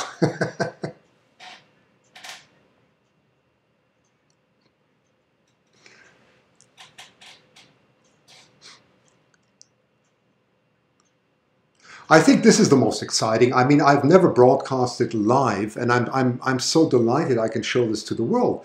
I honestly didn't expect it. I mean, through a complete coincidence, I was supposed to fly to Florida. I never got there. I never got there. My luggage made it. My luggage made it all the way to Orlando, but I was sent back by the airline because of some mistake they've made. And I thought, my goodness, now I'm stranded in Vancouver. I'll have to drive very far. And then the weather changed. An incredible miracle happened. And it is fabulous. It is completely clear. What you see on the screen, I don't know if you can see the live stream that I have, is I'm showing this in real time with a very sensitive camera, and it is remarkable that you can actually see the moon so incredibly red, of course through the atmosphere. I'm absolutely delighted. I would like to know, how are the others doing?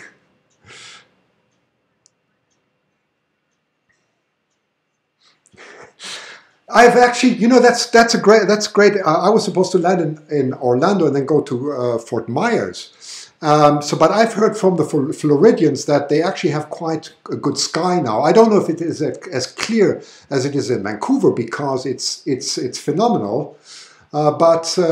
Yeah. So I think there are quite a few lucky ones. Well, how is it in Montreal anyway? What's the weather like on the East Coast?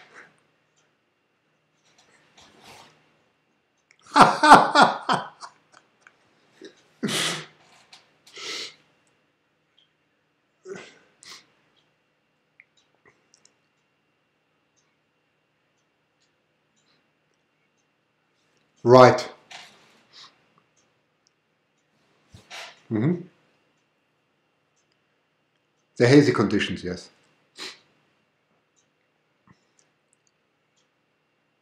Well, so for Vancouver, we hit the jackpot really here with an incredible view, and you know, I'm delighted to share this with the world. What can I say? And I really have such respect for what you're doing, because you know, it's amazing. When I was talking to Andrew and to Zoe about what Astronomers Without Borders are doing, so you know, it's great that you are bringing together the world to see such an incredible, marvelous phenomenon as we're just witnessing it here now. And I'm delighted to share this.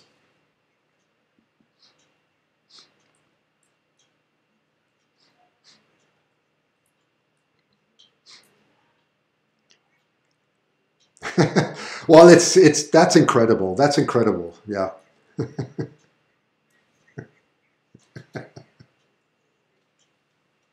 Yes, that's true. But we also have the mountains, which are very dangerous, right? So if you go to north, we have the mountains, and that's always the, you know, where you get the low clouds from. So I'm actually a little bit more in the south of Vancouver towards the US border. That's Blaine, not far away from the US border. And that seems to be the optimum place to be, because you're not far, you know, you're a bit distant from the mountains, and you just get this clear view.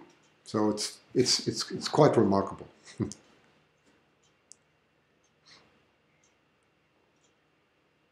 Oh, iTelescope. Well, iTelescope is an organization where you can actually rent telescopes. You can rent telescopes in New Mexico, in California, in Spain, and also Australia. So you rent it by the hour, and you get access to superb equipment. We are very well represented in Australia, of course, because that's where the company is. So it is a not-for-profit company, and if you have a subscription, you can rent big telescopes, and you can make beautiful pictures of nebula and galaxies and whatever the heart desires, and you can also do a lot of science.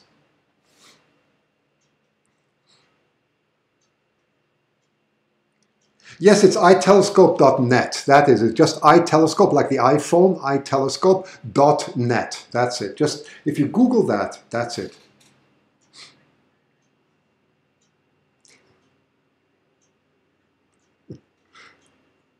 Yes, yes, yes, absolutely. I'm going on a wonderful workshop. That is in. I'm giving 2 astrophotography workshops. That's one of the where my heart is. Just like Andrew, your heart is very much with Astronomers Without Borders. My heart is. I love being underneath the sky, and I would love to show you live. At the moment, we're looking at this you know, a total eclipse, and it's much easier to show you the Milky Way. The southern Milky Way is so exciting and so beautiful, and I would actually love to show you that live one day.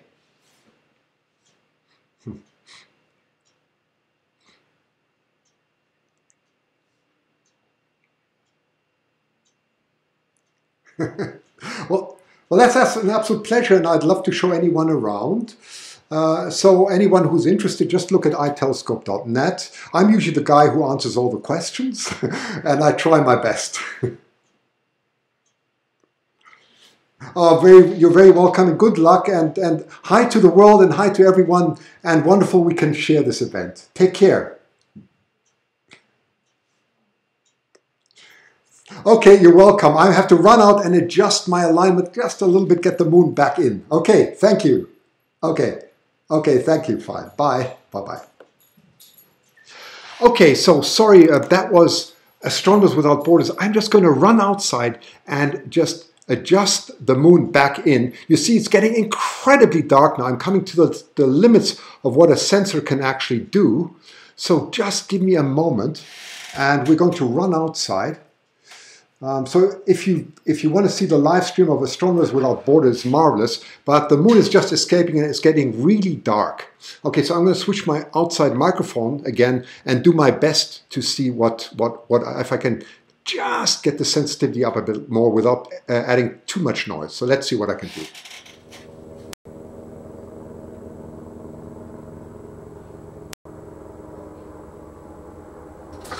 Okay, so I'm looking at, oh my goodness, I can see it with the naked eye. The moon has incredible, looks incredibly beautiful. So what I'm going to do now, my friends, is I'm probably going to zoom out because, let me first try and center the moon again a little bit more. So you should still be able to just make it out, right? Just make it out. So I'm going to zoom out because, and hopefully, no, that doesn't really help, right? That does not help. 1 second, I'm just going to center it. Center the moon again. There we go. No, it is incredibly dark right now. I can go one level up with the ISO maybe. Let's see. Okay, now it should be incredible. No, I don't think that even matters. I'm at HO3, which should be noise. That doesn't seem to do it. Wow. Okay, I'm zooming back in. Let me just see if... yes, it does matter a little bit. It does. I'm going up one ISO level. See, it's 12.8. Okay, that's the best. Yes, this is the best I can do. This is the best I can do. I've really pumped the sensitivity of the camera. We're going into, well, you know this from loudspeakers. If you go into the nonlinear distortion phase, that's where we are now. We are really pulling everything out of the camera we can. I'm now at f8, but you can see the moon actually. It's quite remarkable. So let me just zoom out a little bit. No, that's too much. Yeah, like that. Okay, so you are enjoying the supermoon now. The total eclipse of a wolf blood supermoon in the most beautiful moments, and it's going to be really fuzzy on the screen, so I'm going to get back inside. What happens if we zoom in? You're going to say, well, can't you zoom in? Yes, I can zoom in. Doesn't that look fuzzy? Because I'm really at the limit of what the sensor can do at the moment. So, I'm just going to center the moon back. There we go. That's a bit... Okay, let's put it like that. Okay, I'm going to go back inside. Okay, there we go.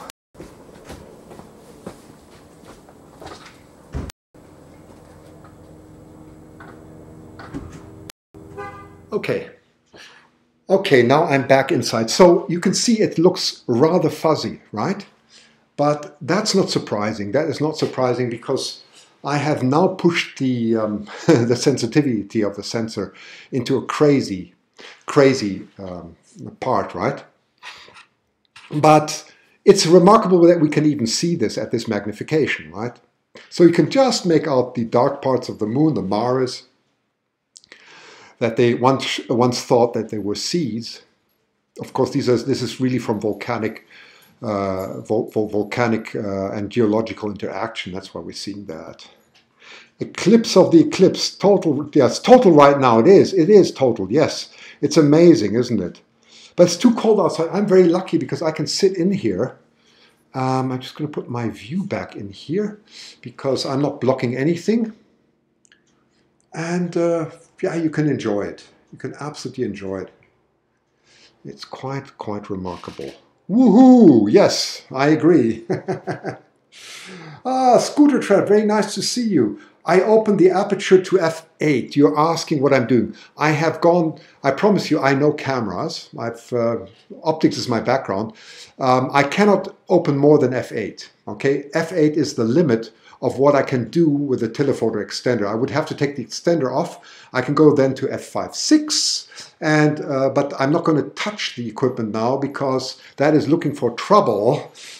Because everything is very well aligned at the moment, and it's better just not to do anything. But I have gone to the limits of what a camera like this can do. This is a Nikon D810A, and I have, because it's a live view, I can take photos, by the way. We can do photos, and we get beautiful pictures. I could do some live photos together with you, and you get beautiful red pictures, but I'm giving you the live view, which is really much more exciting. Of course, we can't get the same as when a photographer will expose for a second or 2 or 10 seconds. Of course not. This is 1/60th of a second, and it's live, right? And it's, yes, and it is absolutely beautiful. It is. It is. You have f10, 2110 millimeters. Yes, and that is of course you would get incredible detail that way.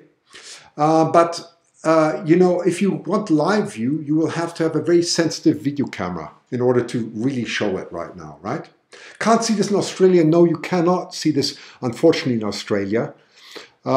It's not possible to see this in Australia. Neither in South Africa, by the way. I've just been talking about South Africa because it's just early in the morning. The moon has just disappeared below the horizon, so you would just see the beginning, not even of the total eclipse. Okay. I started also. I can see some of your comments here. Let's see. I stand outside and stare at the moon. Much longer, yes. And you'll be surprised how sensitive the eye is, right? The eye picks this up incredibly well.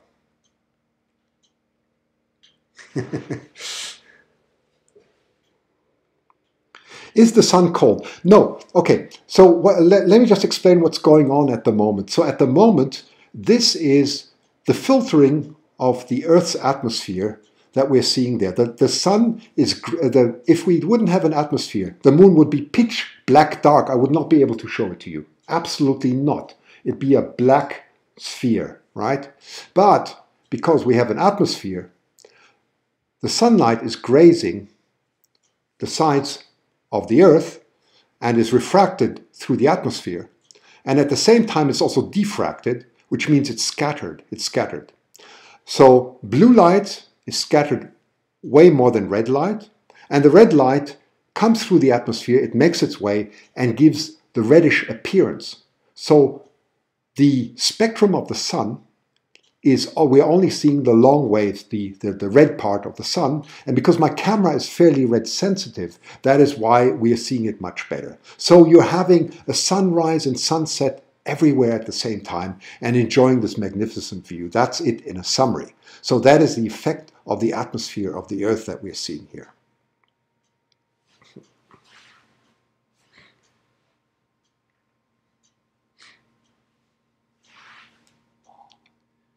Yeah, it's quite remarkable that we can still see it. That we can still see it.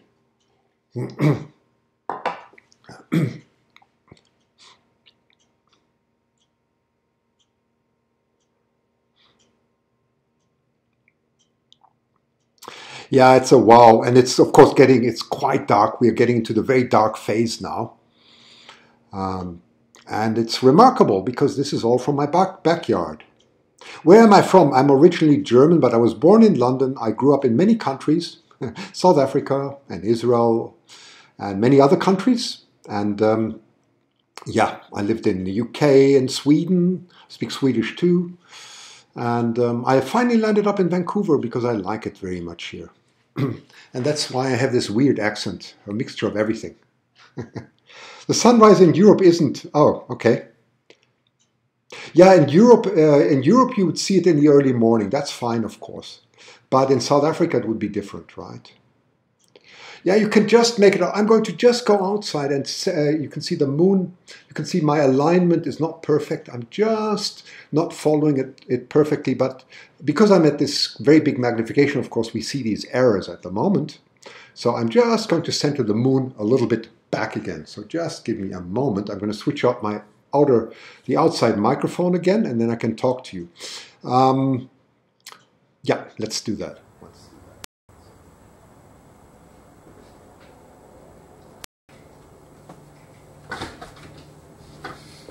Okay, so I'm back outside. Oh my goodness. So what is quite remarkable is that we have such a clear sky here, and the moon, when I look up at it, I see the upper part of the moon being much brighter than the lower part of the moon. So let me just, and which we can see too, it's on the, I don't know, I don't remember on what symmetry I put this. I'm just going to center the moon back in again. Let's zoom out a little bit. Yeah. So if I zoom out completely, one second, I just have to do something here. If I zoom out completely, you can see, you can hardly see it, right? So that was 200 to 500, 600 millimeters here. And I am at f8. And I have gone up with the sensitivity like crazy. And you can see this looks crazy, doesn't it? To see this live. Now, you say, well, Christian, why don't you take a picture and show a picture? Well, I could do that. I could do that, but... You know, I'm afraid I would leave. You know what? I'm not going to do it because I might lose the stream that way. I don't want to lose you, so I don't want to touch the camera now. I'm not, because I might not get you back, or you might not be able to see this again. But you can see this part of the moon here, right here, is a lot brighter.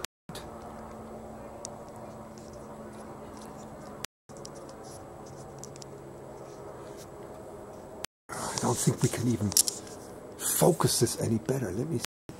Now that's out of focus. I'm just focusing it by hand now. Yeah, that's as good as it gets, I guess. Yeah, let me just try and focus this in. Very sensitive focus at the moment because the sensor is so noisy. Yeah, I think that's okay. That's as good as it gets. Let me just center the moon back in. You know what? I'm going to put the moon right there because it's going to give me a little bit of time until the moon moves to the other side again. Okay, so I think that's as good as it gets. Now that's too small. I think we'll leave it like this. We'll leave it like this. And all I can tell you, what I see out here is a clear sky. Oh my goodness, it's so beautiful. It's quite incredible. And what's remarkable is my lens is not fogging. I think my lens, I'm just looking in there now. You know what, I'm going to quickly clean my lens. Just hang on. I'm going to get a cloth and clean my lens.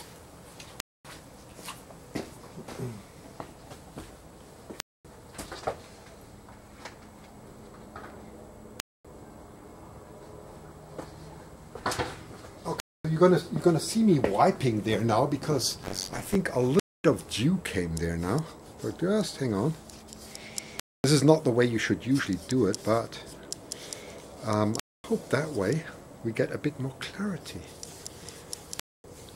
I don't have a dew heater on there, so let's see. Maybe it's better. Yeah, could have improved it. I think that may have improved it a little. I think we got it. I think we got it. Does that look a little bit better? Did that cleaning help? Did I clean? I see my fingerprints. I don't use fingerprints, right? I use an optical cloth, right? Oh, thank you, Sunny Day Nature Photography. Very kind of you. Thanks for the donation. I really appreciate all the donations. Thank you so much on YouTube for doing that. That is very kind of you. Really kind. I appreciate that. So the cloth did help, did it?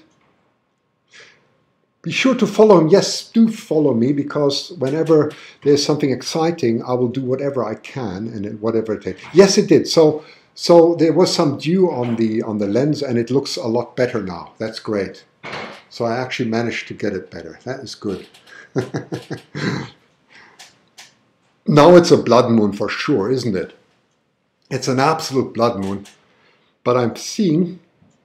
Now I'm just going to center it again, okay? Just hang on. I'm going to center it back in, because I think through my cleaning, I must have moved it a little bit. So hang on.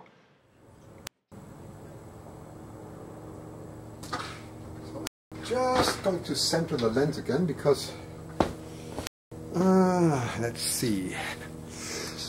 I think I must have moved it a little bit. Okay, let's put it back in there. No, that's too much. That's the wrong way. That's the wrong way. Oh, now I really lost it. Oh, come on, back moon. There you go. Okay, that's fine. That's there for now. That's fine. Okay, that's in the center.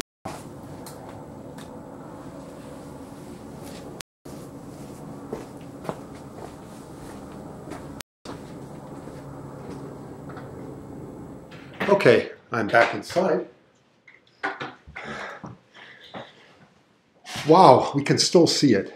We can still see it. Sleep is overrated. Yes, I agree. You know, live like there's no tomorrow, especially when you have something like this.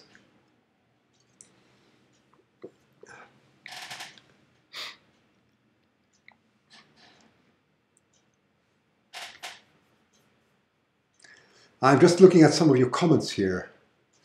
Some of you, I'm sure, are taking pictures, right? I'm quite sure you're taking some marvelous pictures.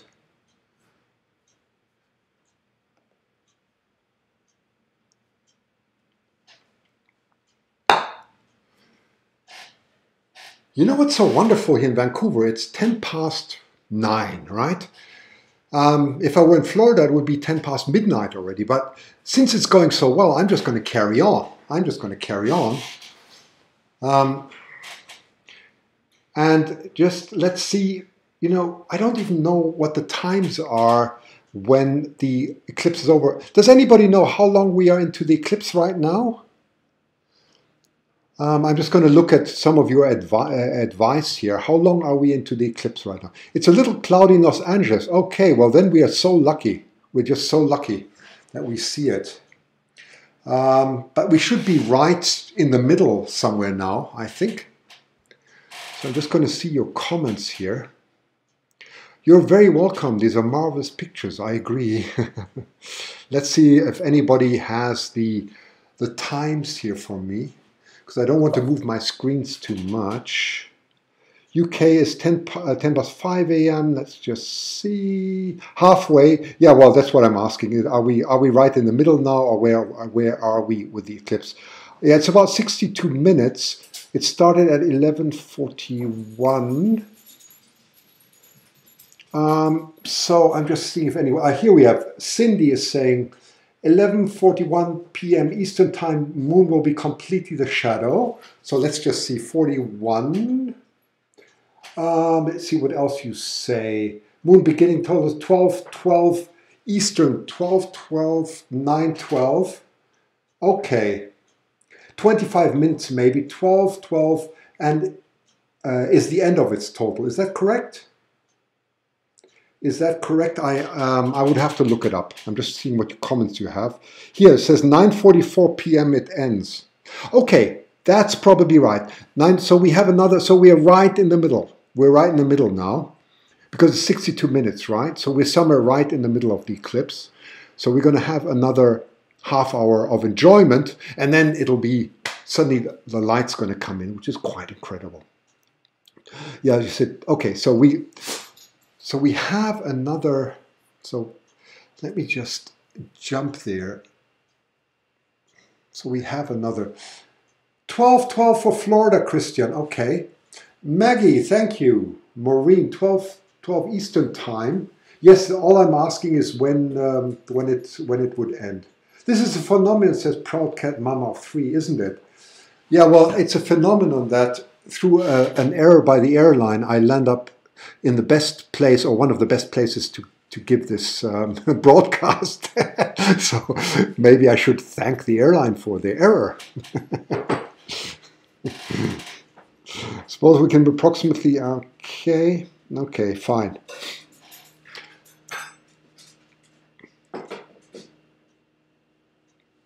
Okay, so I'm not going to say very much at the moment. I think I've explained a lot of things. On the moon's surface at the moment, you have the most beautiful total solar eclipse right now, okay? So this must be magnificent. So about every 12 to 18 months on the moon, you get a total solar eclipse, and this is what you're having if you're on the moon. If you ever want to live on the moon, you're going to have a lot of solar eclipses. It's quite interesting, isn't it? And it's going to be very cold there right now, extremely cold drops of temperature, 200 degrees or so. Yep. How often does this happen? I think a lunar eclipse is typically 12 to 18 months in average, right? It's on average. Sometimes you have more, sometimes less, but usually one a year, and sometimes it's every 2 years, so it's about 18 months or so.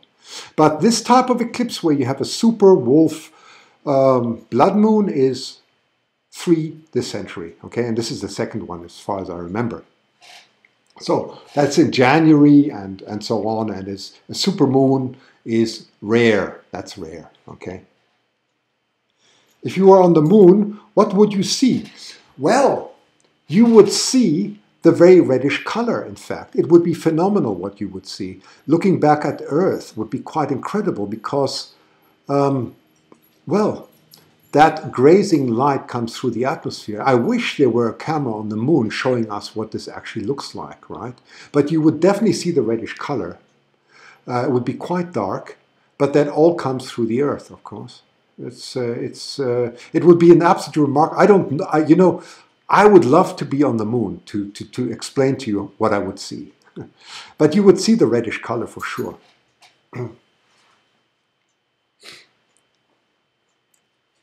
But it would be very cold on the moon now. Oh my goodness, it would be extremely cold. Very unpleasant, in fact. Really unpleasant. Ah, you're outside. Good. What is covering up the moon? That's the Earth, okay? So once again, what is a lunar eclipse? Let's start again. A lunar eclipse is when the moon, which travels from west to east, comes into the Earth's shadow, right? Once the moon revolves around the Earth once a month. It's a lunar month, to be more accurate. Okay, and when you can only have a lunar eclipse when it's full moon. Only when it's full moon, because the moon actually is at 5-degree angle inclination to the Earth. So it's not perfect alignment between the sun, the Earth, and the moon all the time. If it were, we would have a lunar eclipse every month. We don't. So it's a few moon diameters up or down. I think it's 5-6 moon diameters up and down. And at one time, as the Earth revolves around the sun, you get this perfect alignment. And that happens about every 12 to 18 months. So the moon goes into the Earth's shadow. Now, if you were on Jupiter or Saturn, my goodness, you would have a lot of lunar eclipses there with all the moons. You would have lunar eclipses all the time, and a lot of solar eclipses too, by the way, because they have so many moons. It would be very exciting to be on Jupiter or Saturn. Not that you can be on the gaseous planet, but I'm just telling you, if you imagine being there, you would have a lot of lunar and solar eclipses non-stop.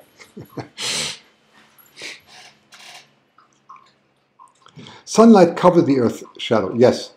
Yeah, so that's what it is. The sun, the Earth, it's the Earth's shadow. That's what we're seeing. Oh my goodness, it's getting extremely dark now. Extremely dark. But we can still see it. Eclipse ends, thank you very much. Maureen says the eclipse ends at 11:48 BC time. Well, that's probably the complete end. But if I understand correctly, I'm just going to get some more water, sorry. If I understand correctly, we have another 30 minutes to go. Sorry? Yeah, you can eat something. Sorry, I'm blocking the kitchen here. You can just go ahead and eat something. No, I'm gonna Cook, then cook something. Don't worry. We'll be fine. Do you want some? No, not now. I'll have some later. Thank you. Well, we got- Sorry, I'm blocking the kitchen here, as you probably have noticed. Can I eat? Yes, you can. Of course you can.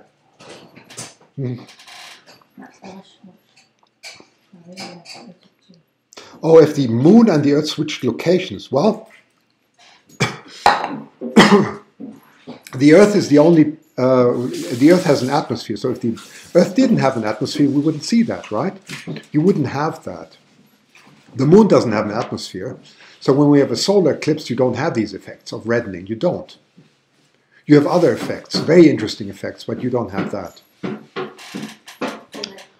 Ah, you're most welcome. Thank you for all your kind comments. So I'm just going to leave this. I'm just center the moon nicely back in, and I'm going to let it stream. I'm just going to get some water, okay? So I'm just going to switch my microphone to outside again.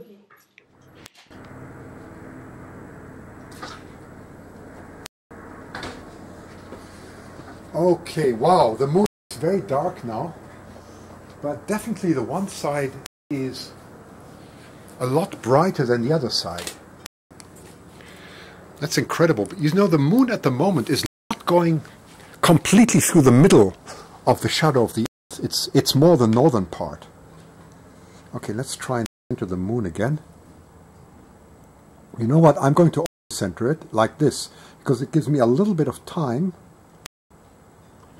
This gives me a little bit of time. I'm cheating a little bit. It gives me a little bit of time. It's very gentle. Very gentle. There we go. So it gives me a bit of time that's going to waver because of the imperfect alignment that I have. Hopefully the lens doesn't block it up again. So let me just check.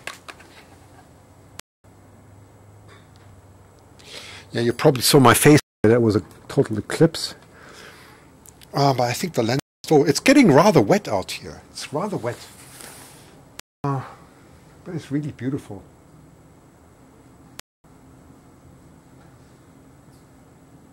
I see Orion very clear now to the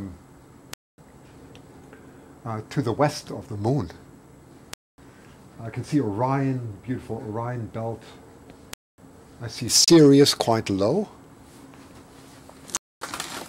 Oops. I have to be so careful because the grass is so wet. It's getting rather wet now. 1 second, I just have to be careful I don't mess things up here. Okay, here we go.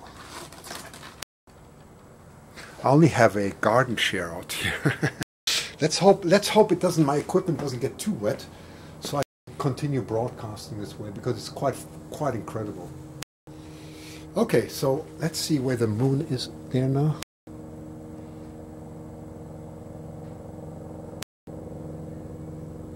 Yeah, let's see how this is going to work.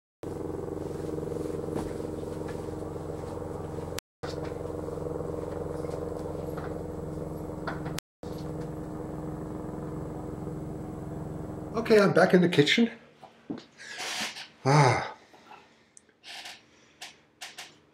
Hi, Arlen. Arlen is back. I can see that. I wonder, how is it in San Francisco now? How is the eclipse in San Francisco? Do you have any view of that? I would like to, and tell me, all others here, are you seeing, if you go outside, can you see this, what we're seeing here on the screen?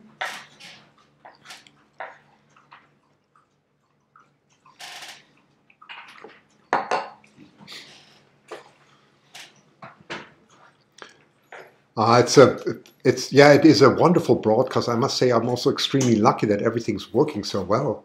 I've been preparing for days, and yeah, the equipment broke down in the last moment. I exchanged some cameras, and I got it to work, fortunately. So it's very, very, very nice. Yes, in New York City you can see it. Yeah, tell me if you can see the eclipse. Yeah, Osprey Mama, what do you see in Florida? I'm watching it live, and you can see it live in Florida too.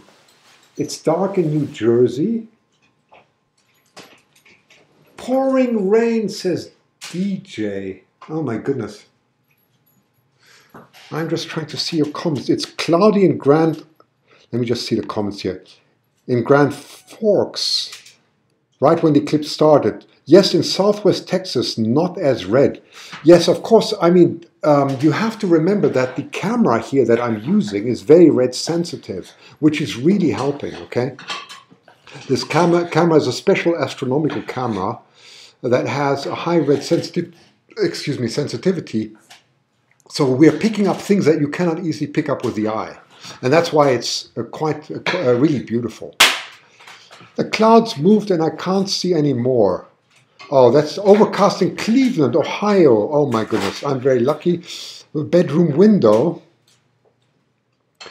93,000 views. That is wonderful. I'm so glad that I can show this right out of the backyard here in southern Vancouver. It's quite incredible, isn't it?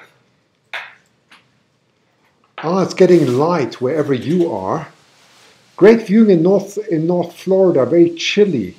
Yes, in South Carolina, you can see, hello from Chile. Now, Chile has the best astronomical weather in the world. In the desert, where it never rains for hundreds of years, you have the most beautiful astronomical weather. So I'm quite sure. In South America, I think you are seeing the eclipse right now, right? So you should have incredible weather there. Next time, okay, let's see. Miami is beautiful. Yes. Perfect in Phoenix. You know what? I was going to fly to Phoenix. So it is perfect because the forecast was overcast, so it's much better. Great in Michigan. Great. That is wonderful. I see red in Vancouver. Oh, that's great. That is great. So you can hear there's some cooking going on in the kitchen, which makes it more interesting. So, no, don't worry about it. It's fine. It's fine. There's some cooking going on, but you know that makes it just more tasty, right?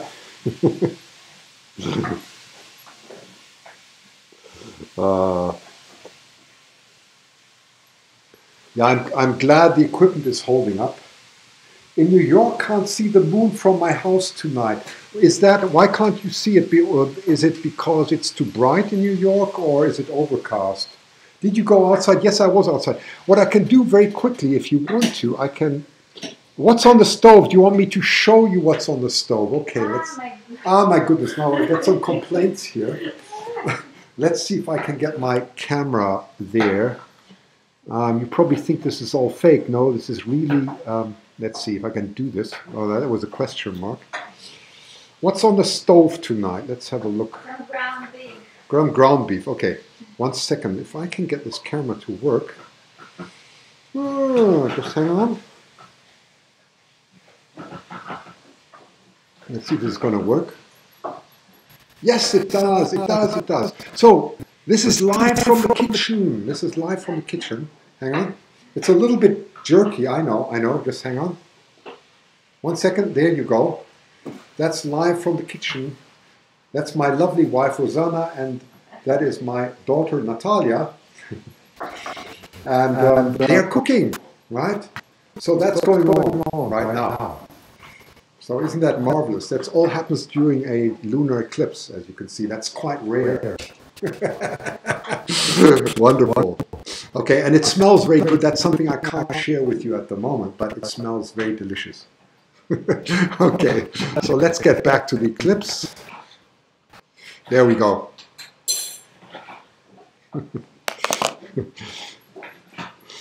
The whole family, yes, hello to family, yes. Hi, Hal, nice to see you. I hope Rosanna is making enough for everyone.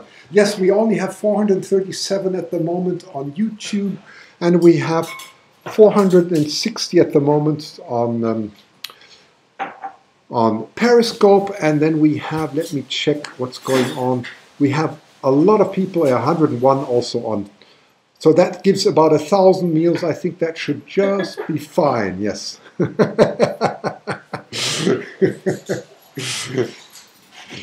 It should.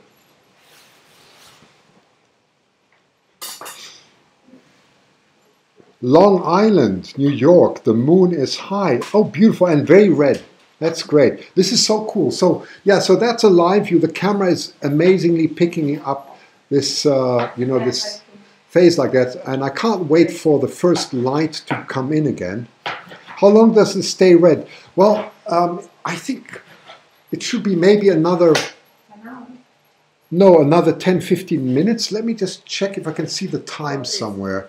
I had all the times, but I don't, I'm so excited now that I don't remember. Okay, when does it happen? Let me see.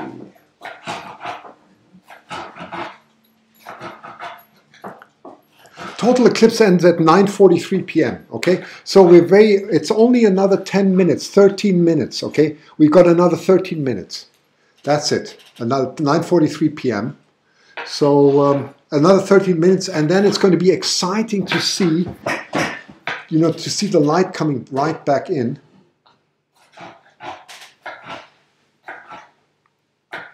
Long Island is red and clear. That is marvelous. Absolutely marvelous. What's this about? This is a very exciting broadcast on a total lunar eclipse with a supermoon. That's what it's all about. Another 13 minutes. Yes, that's it. I'm looking up the times now. I can actually see it. So we have 9:43 the eclipse ends, 10:50 the partial eclipse ends. So it's going to be exciting. So we have another 12 minutes to go. Another 12 minutes.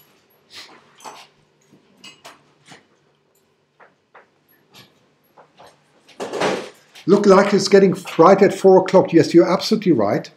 That is completely correct.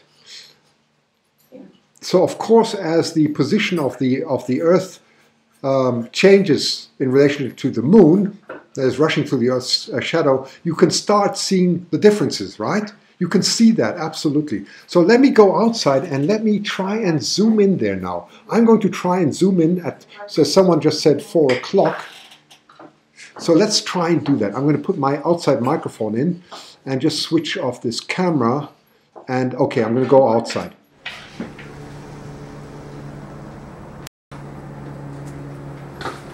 Okay, so, oh yes, absolutely. There's a big change now going on. Seem to be a lot of helicopters flying around tonight. Okay, so let's see what we can do. Oops, and I'm sinking away again in the grass. Ooh, I have to be so careful here. Okay, so what we want to do is we want to zoom in here, right here, right here. That's where we want to zoom in, because that's where it's getting bright, isn't it?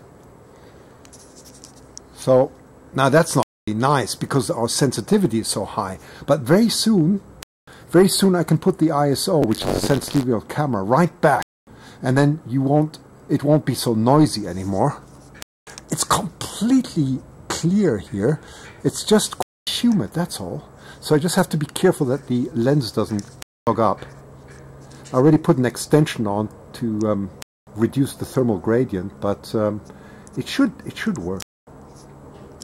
Now, you don't see very much, it's very fuzzy, but that's where it's getting brighter already. That's like morning coming in here. And I think we're going to see quite something happening there. I can see it definitely when I look up. And you can see how it's changing minute by minute. And very soon I'm going to decrease my ISO again. So that we can, let's see if I do that already. That is higher. Okay, no, that is too bright.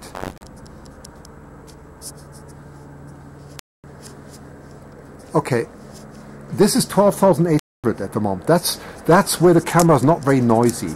This is to the extreme brightness. So you can see the moon is definitely getting brighter now. It's definitely, you can see that the end of the eclipse is nearing.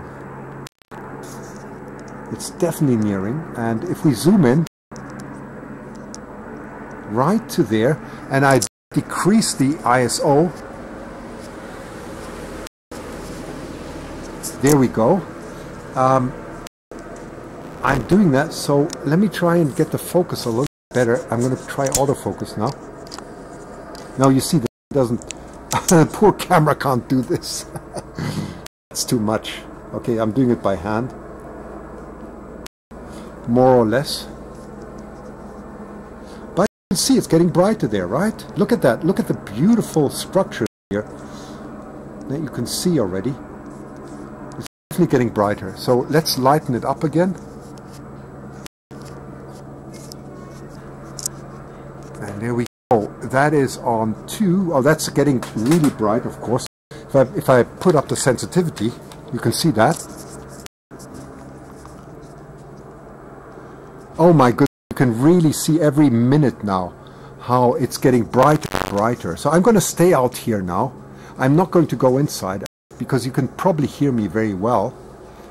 And I'm going to play around with the settings here. Let you enjoy this. As it gets brighter on that side, right here. That's too much. That's the total move again. For zoom out, zoom in, zoom out, zoom out. There you go. Okay, zooming back in now. And this is where we should very soon, suddenly it should really brighten up here.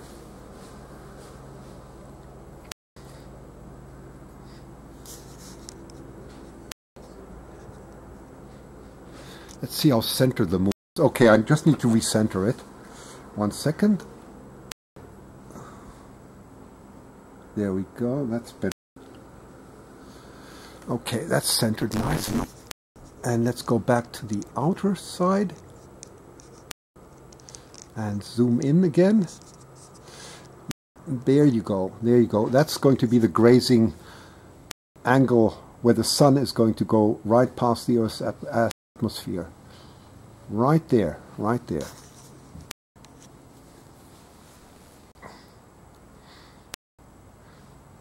Let's see what the time, the local time now is 37. So we have another 37, 8, 9, about 5 minutes or so. Oh, this is exciting. I'm going to stay outside.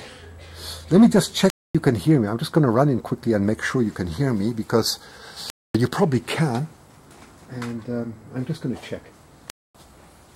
Yeah, just tell me I can hear you or so because I'm going to run inside, just look at your comments. And I'm going to run back outside.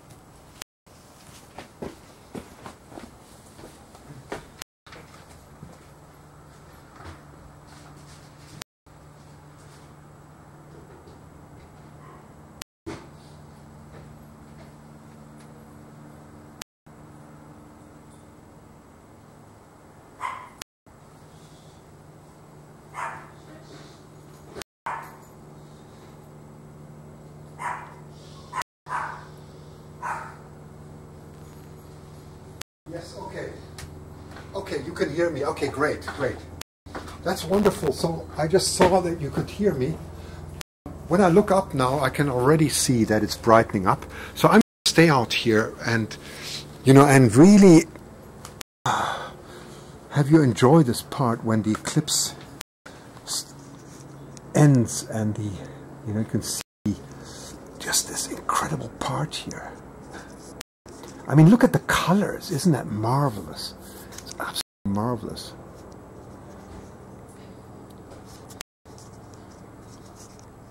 So that is the moon at the moment.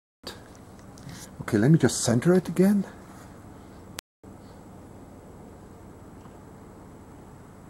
There we go. Okay, and now let me zoom back in here. And you can see what's happening here. Look at this. It's definitely something's happening here.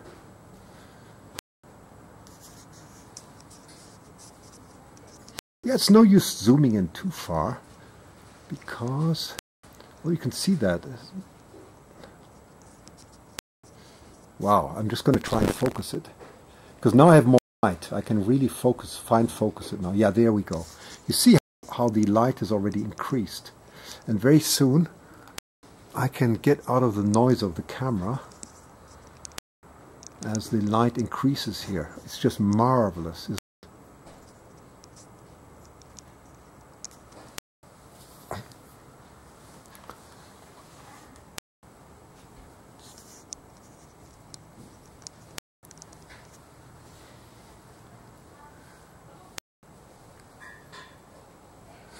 Yeah, what's the time? Let me just check.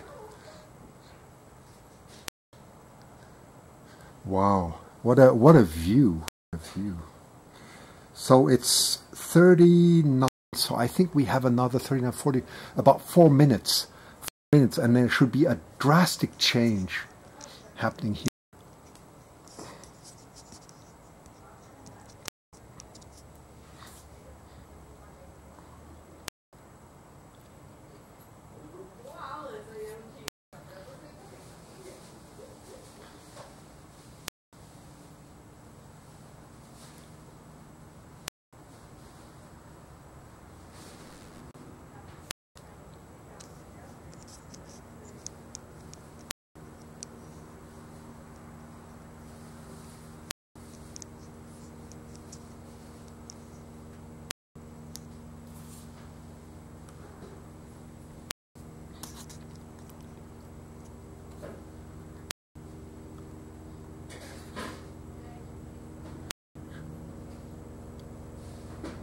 It's still quite dark out here, and it's quite foggy, so the humidity is fairly high. I think the it's almost dew point here, but you know, the lens seems to be holding up. I don't think there's too much dew.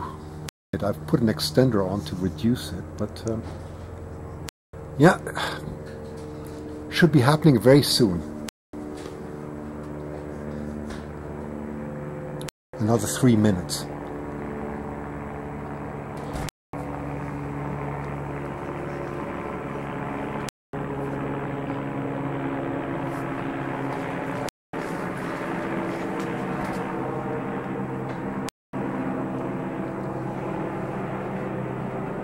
Yeah, I was just looking at the lens. It doesn't look too wet. I think we're fine. We're fine. That was a complete eclipse of my face there. Okay. Let's just see. Where are we now?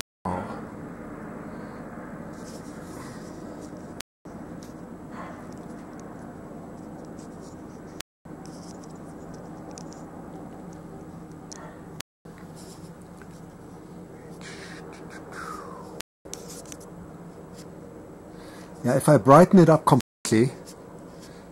like this, you can see there's definitely something going on, and then we should have a drastic change happening very soon now.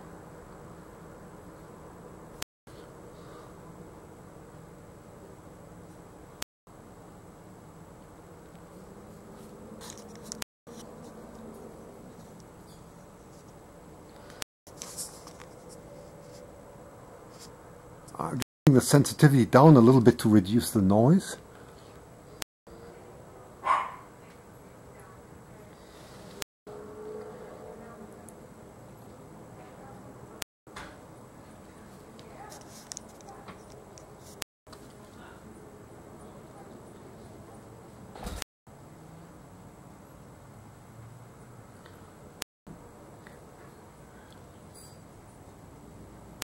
I think it's coming here. It's very clear. Let's have a look. It's like sunrise. Let's just wait and see what happens. Yeah, look at that. Look at that. Look at that. Look at the edge. It's extending. It's quite marvelous.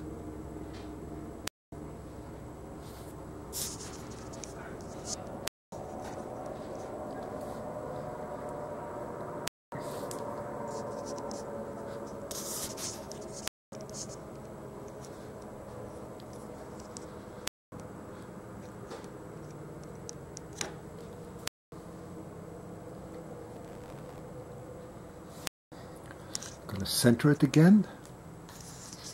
Enter the moon. Oh, it's not bad actually. It's not bad. Okay.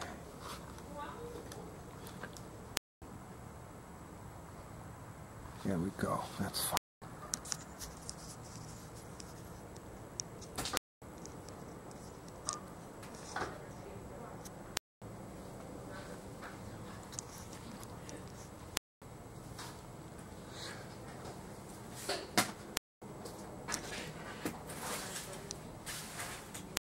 I'm just grazing the surface here of the moon, so the outer edges, so you can see the differences here. But this is very clear what's happening here. Oh wow, and when I look now, and I hope some of you can do the same, you can definitely see there's a change. It's getting very bright. Now it's really getting bright, you can see it. So the camera's getting overexposed now, very quickly. Should put on a histogram so you can see the exposure actually as it happens.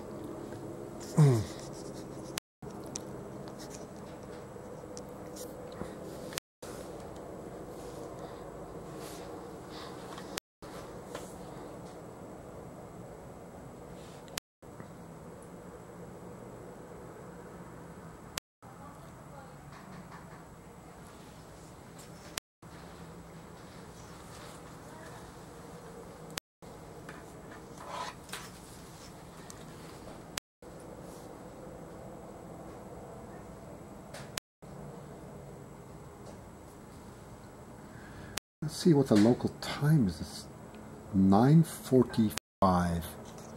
9:45.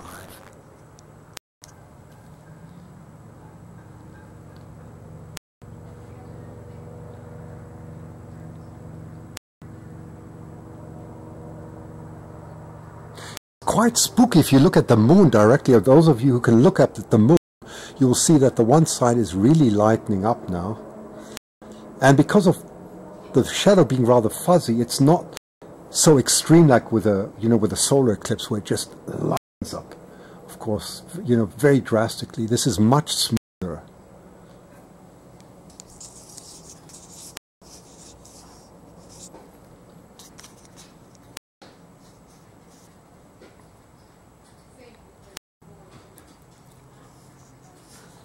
Let's see how bright it really is. Oh, you can see how bright it is. If I put it to the maximum settings, you can see I'm actually bringing the sensitivity down. But you can see the difference already. It's very clearly coming through now.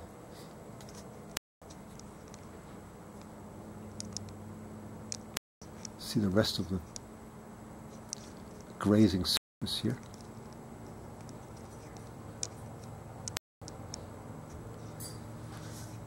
That's where it's happening. Okay, I'm going to go down with the sensitivity and see if we can pick out this part. You see that? Here we go. I've now reduced the sensitivity, and you can definitely see this is where the sun's coming through.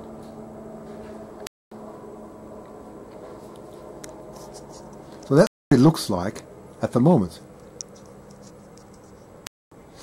And then when I increase the sensitivity again, there we go. Then you can actually see the rest of the moon again. But you can see how it's really brightening up now. It's what a change. So the spectacular part is definitely behind us now. And I will decrease the sensitivity because I think we've seen the blood. And we're going to now enjoy something like 2001: A Space Odyssey, where the opening scene is so incredible. Well, that's what it reminds me of at the moment. Hey, Hal, isn't that so? That's what it reminds me of. Okay, I'm just going to center the...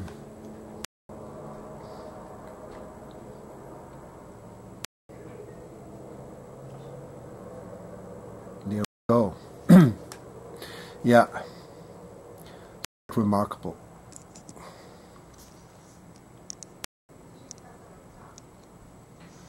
So it already getting so bright that I could decrease the sensitivity quite a lot now.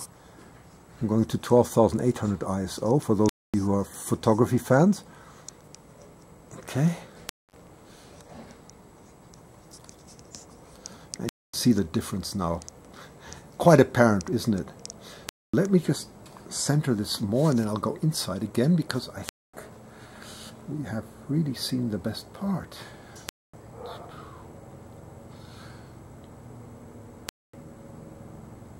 Yep, like that.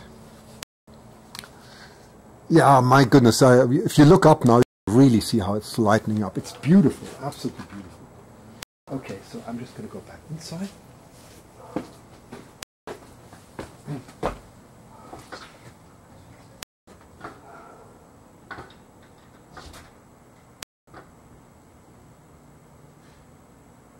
Well, good, you're still there.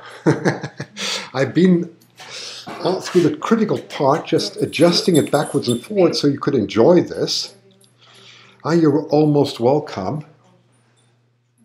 So you can definitely see the change now.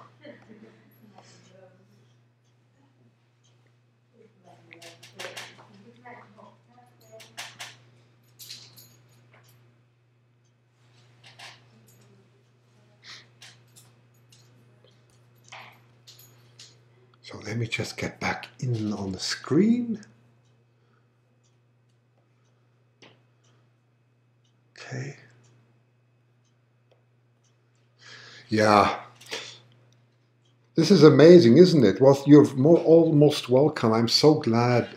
I really feel honored that I could broadcast this to you and you know, share this event with you. And that it's actually, everything went so well. The Earth isn't flat. It doesn't stand on three wheels. That's a good one. Yeah, it's a beautiful universe. You know, you said it all. It's a very beautiful universe.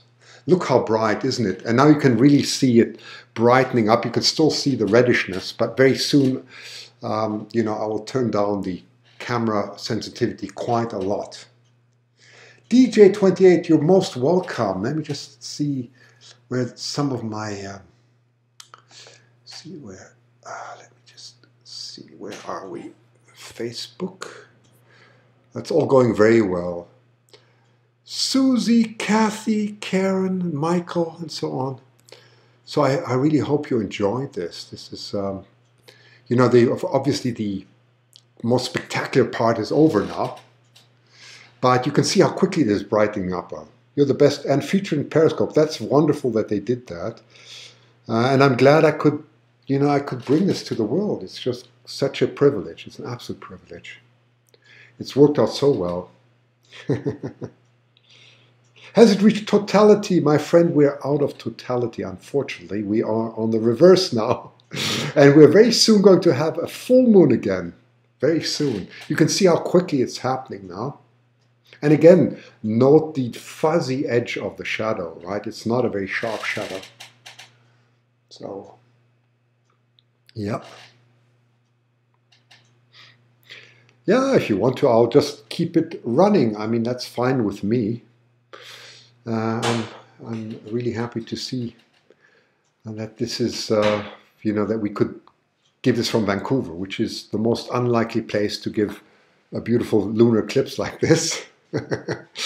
Good for Canada, isn't it? That's really wonderful. Dallas Fort Worth, I think I know that place. I have stayed there overnight on that airport recently. Yeah, it's been wonderful. Okay, I'm going to just turn down the sensitivity a little bit because you can see how bright it's getting. What would be nice to see is, of course, the way, so the redness has gone, or the reddishness has gone. The reddishness has gone. So I'm just going to jump outside, turn the sensitivity a bit down and zoom in on that area because maybe we can see the features much better. So just hang on. I'm just going to get out of sight here and put the microphone on outside again.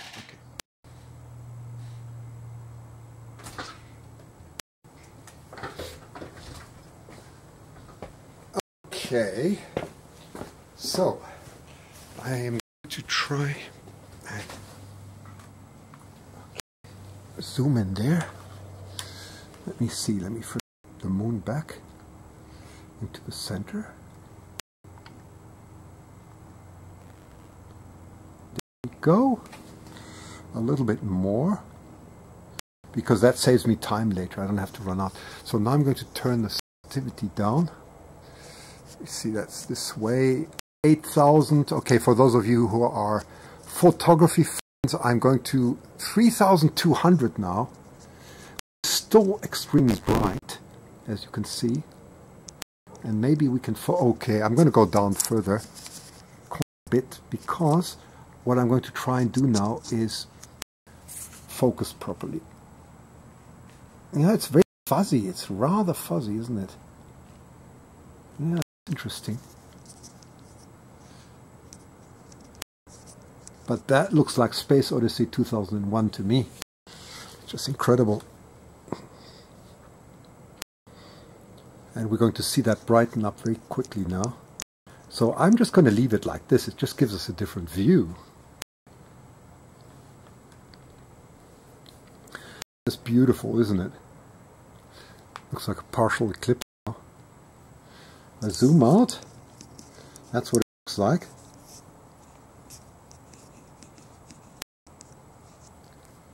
And it's rather fuzzy. Interesting. Let's see if the autofocus manages now the camera. Yeah, it sort of did. It doesn't do better than this.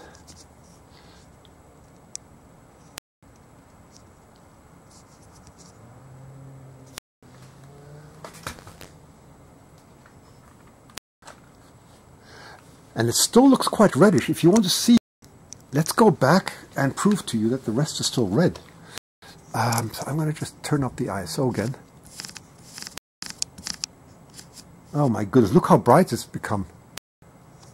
Look at this part now. You see how overexposed it already is? It doesn't look nice at all anymore. I wonder if there's some hue again on the lens. I have that funny feeling, but you can see. You know what, I'm just going to get a cloth and just clean it a little bit. Just hang on.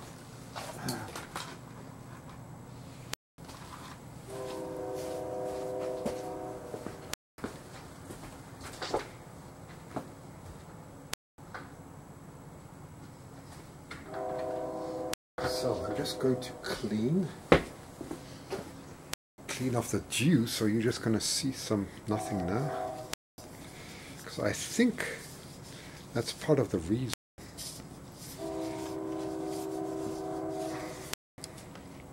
Okay, let's see if that's going to improve things.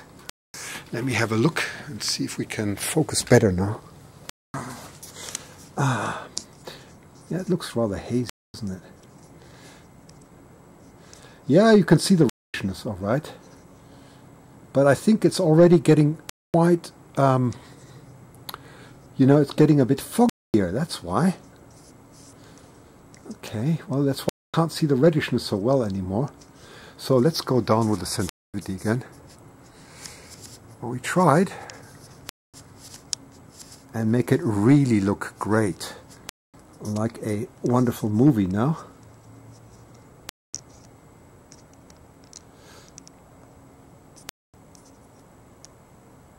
Yeah, I leave it like this. This is quite nice. So I am now at 800 ISO. And yeah, let's leave it like this and enjoy it as it grows.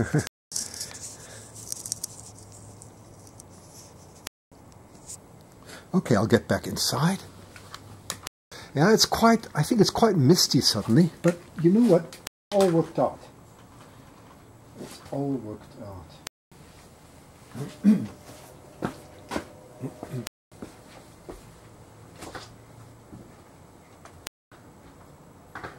Okay, there we go.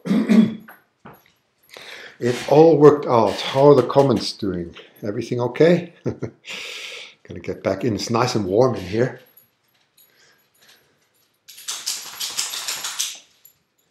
It's very warm in here. Oh yeah, it does actually look very nice.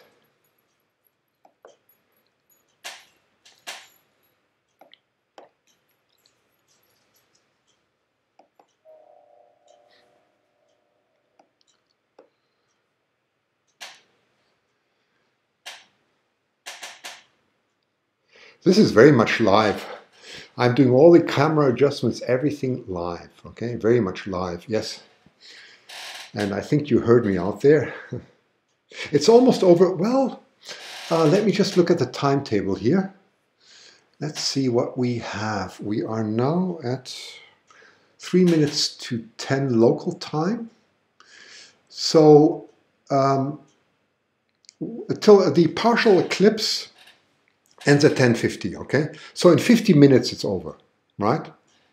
And then comes only the shadow, the outer shadow of the Earth, which is not that exciting. But let's say in 50 minutes, it's really over, okay? In 50 minutes. So in 50 minutes, you're going to see the moon brighten up. And it's really, you know, it's exciting. So let's run this another 15 minutes just because it's such a success, especially that we had the weather. Really nice.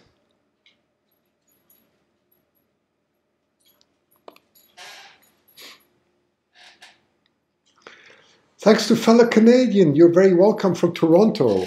And I'm glad it all worked out, you know. I'm really delighted to see everything worked out like this. It's so nice. And thanks, yeah, thanks for the thumbs up, everyone.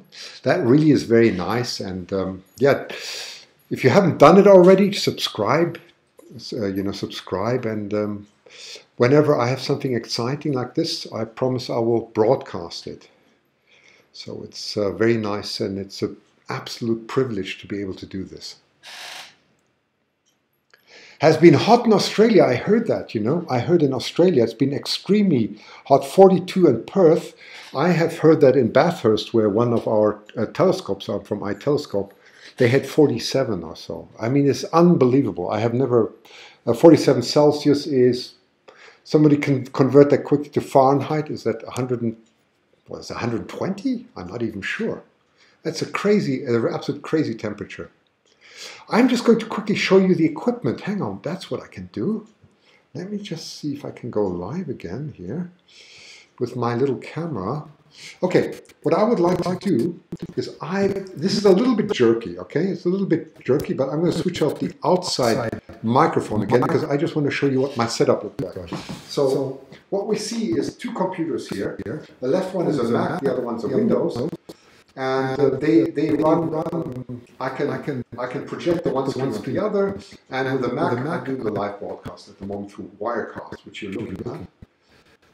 So that is the live screen, and I can switch between cameras. Okay, and then you have cables going outside, and it's going to be a little bit jerky now because this is all wired. Okay, so I'm just going to switch to the outside microphone because I'd like to show you, and it's going to be a little. I would like to show you.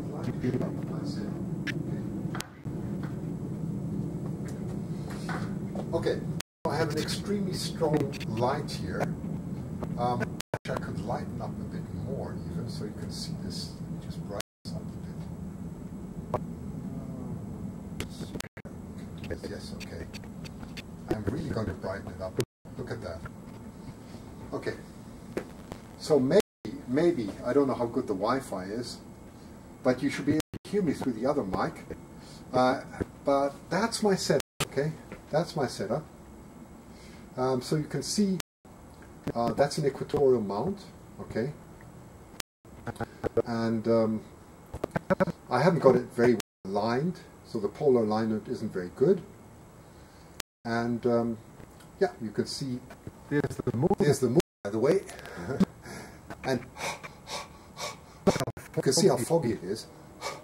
It's going to be a little bit shaky, the whole thing, because the Wi-Fi is not very good out here. But that's the setup, okay?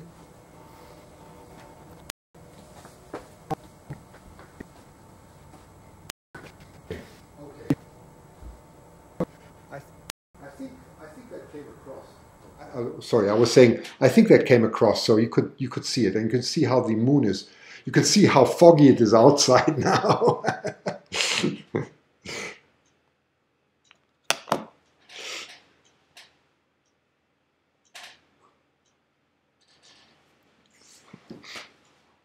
It's so cool, isn't it?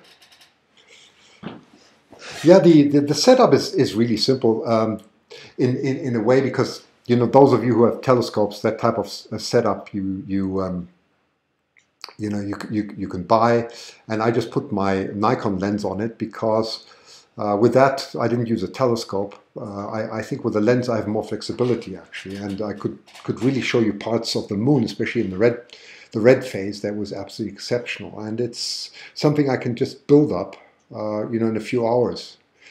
And yeah, so I hope you enjoyed it. I certainly did. And you can see how incredibly foggy it is now.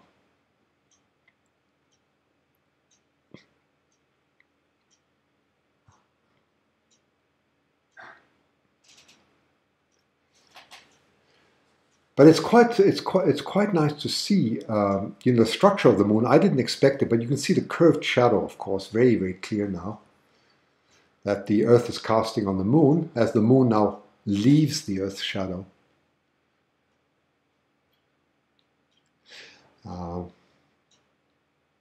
Which lens did I use? Okay, that's a Nikon 2-500, it's a zoom. So that's why I was zooming in and out. And it's mounted onto a Nikon D810A. And with the D810A I have, that's why you saw the red moon so well, because it's got an enhanced red sensitivity. And then I was digitally zooming in on top of it, because the resolution is actually of the camera is quite good. Of course, you lose some resolution when you zoom in, but you know, I'm only broadcasting here at, you know, at simple HD quality, so that's why we wouldn't see it. If I was broadcasting in 4K, I could probably do a lot more. But yeah, anyway, Nikon, yes, Nikon. That's a Nikon, yes. A Nikon A10A is an astronomical camera, the A, that's what it stands for. What they do is they remove the filter. They remove the filter, that inside. So what happens with cameras is they adjust the sensitivity of the spectrum to match your eye, so that things look the way we see them, right? But the universe is very different. The universe is very different because a lot of the colors that happen is because there's such abundance of hydrogen in the universe. And the emission lines of hydrogen, one of the biggest emission lines of the hydrogen, lies at 600 and something nanometers, more 680 nanometers. It's more the so-called hydrogen alpha line. And that is caused by hydrogen being excited and then cascading down. And this hydrogen alpha line is a very dominant line, and that gives these beautiful reddish nebula, and our eyes don't have the sensitivity for it, and that's why we manipulate cameras that can see much further into the far red or the near infrared than we can. That's the simple explanation.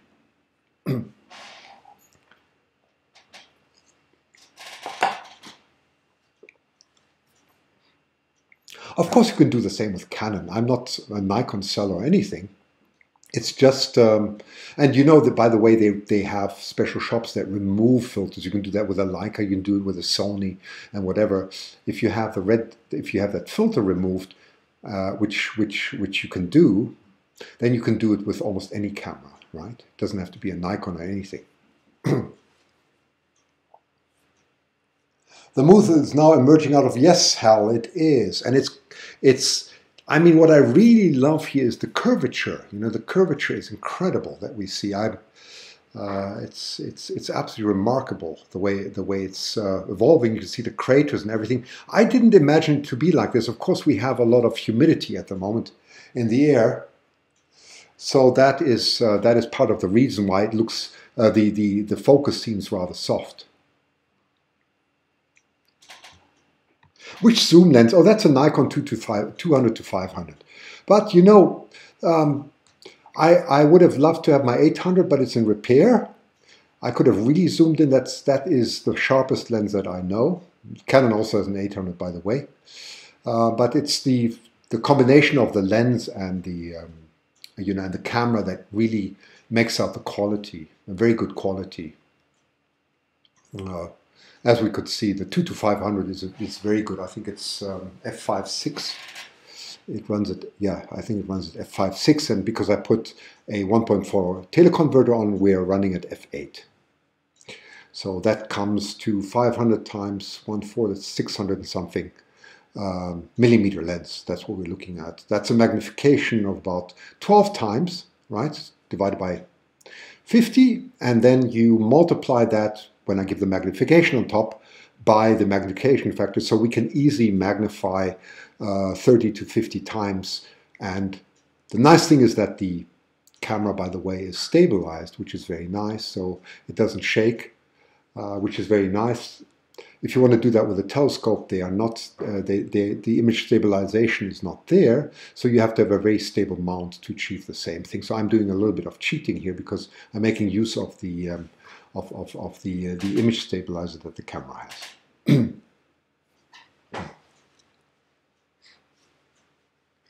Okay, that was a lot of camera talk. Hi from Denmark, Copenhagen. That's nice, very nice. That's very nice. We've got a Dane here. Often drove from Germany through Denmark to get to Sweden. So very nice. Eclipse is just because apparent size of the moon and the shadow of the Earth. Yes, that's correct, and that's why we have more lunar eclipses than solar eclipses, because of the apparent size of the Earth, right? That is a lot larger. For some reason, the apparent size of the moon and the sun match exactly. And because the moon is slowly moving away from the Earth, one day we're not going to have any solar eclipse anymore, because the moon just won't cover it. We'll have an annual eclipse, and one day we won't have a solar eclipse. Maybe there's someone who can tell me when that year is. I don't know. But it's going to be sometime in the future still. We're going to enjoy a lot of solar eclipses before that happens.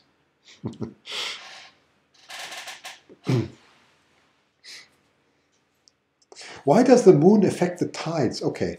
Here we go, Scooter Driver. Why does it affect the tides? Well, that's a great question, because the moon, the sun, and the Earth, in fact, they act together as gravity. It's not only the Earth. But the moon has an incredible effect, of course, because it shifts the center of gravity. Okay, so if the Earth was alone, we wouldn't have any tides. But because there's the pull through the moon, and as the moon goes around the Earth, the pull gets different. That's why you have spring tides and so on. It depends on very much on where the position of the sun, the moon, and the Earth is. There are very nice tutorials, by the way, on YouTube that have beautiful animations to show how the tide is done. I'm just fiddling around with my hands at the moment, but look at these. Look at the tidal effect, because of course you have the rotation of the Earth, and that affects the gravitational pull on the water, right? As the moon varies, the center of gravity changes, and also together with the sun, that is what gives you the effect of the tides. Great broadcast, thank you very much. I'm glad you're enjoying. I'm just going to turn the sensitivity down. You can see we've got a lot of fog coming in now. So I'm just going to center the moon back in. Just hang on. Oh yeah, I need to change the microphone. Let me just change the microphone outside and you can hear me.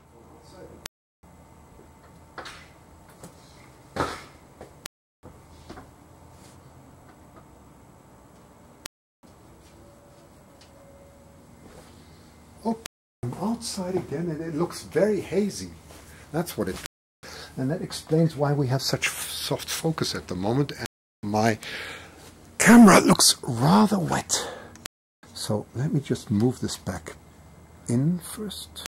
Just see this direction, that's it. Go a little bit more, and now I'm going to turn the sensitivity more.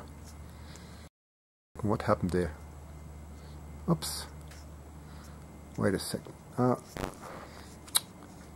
What did I do now? I pressed the wrong button, didn't I?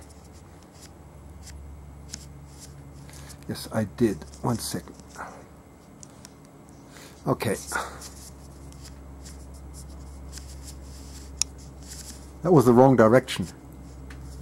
There we go. That's the correct direction. That's it. That looks much better. Now you can see there's a lot of mist now, right? Dew is getting quite bad, but anyway, it looks still okay. Still looks okay. Let me just move it a little bit to there. How do we do this?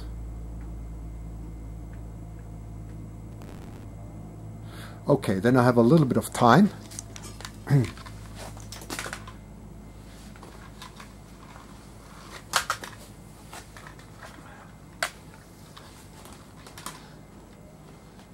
Everything's sliding down here because it's so it's so humid. Okay.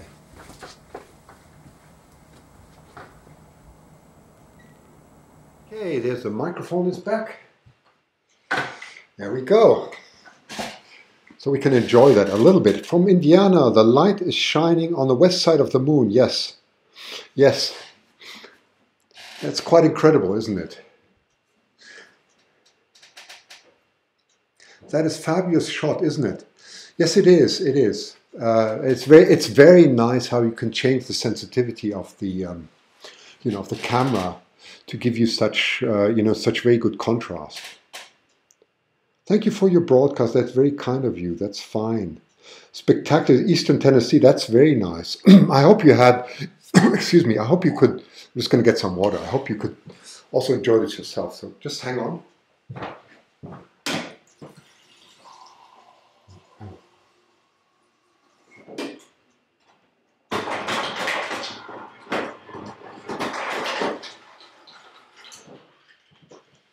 Okay, there's some ice for my throat, then it'll be easier to talk again. Have a great dinner, I will. I'm going to enjoy dinner. Well, we're going to wait just till the eclipse is over, and then we'll have some dinner. Because I didn't know it was going to be so enjoyable having you all here. It's quite fantastic. Quite fantastic. Thank you from Sydney. Lovely Sydney. I will be in Sydney again on the 23rd of March. I absolutely love Australia, especially the wildlife there, and of course the incredible skies. If you've never seen the southern skies, you've got to go to Australia or to Chile or to South Africa or Namibia. It's another great place, and see the southern sky. That's where the center of our Milky Way is, and you have these beautiful satellite galaxies called the Magellanic Clouds, which we don't have in the northern hemisphere. So the southern hemisphere is overwhelmingly beautiful from photography point of view, and those people in Australia certainly appreciate that. Of course, in South Africa too, and in Chile, where you have the best astronomy weather in the world. By the way, Chile will have a total solar eclipse on the 2nd of July. And I think they have another solar eclipse just a year later. So it's quite remarkable. Of course, it's very difficult to book anything in Chile now. But maybe next year. But they're blessed with this incredible weather, of course, in Chile, which is perfect. And they're going to have this beautiful solar eclipse this year. So it's really something to look forward to.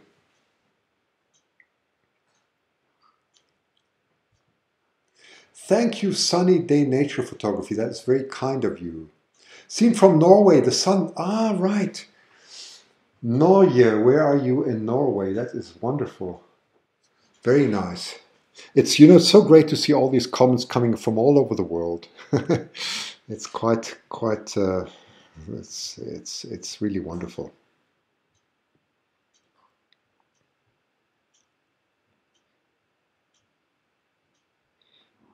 And it's going very fast now, isn't it? You can again see the curvature of the shadow. I must see Australia. Yes, you have to see Australia. Absolutely. Absolutely.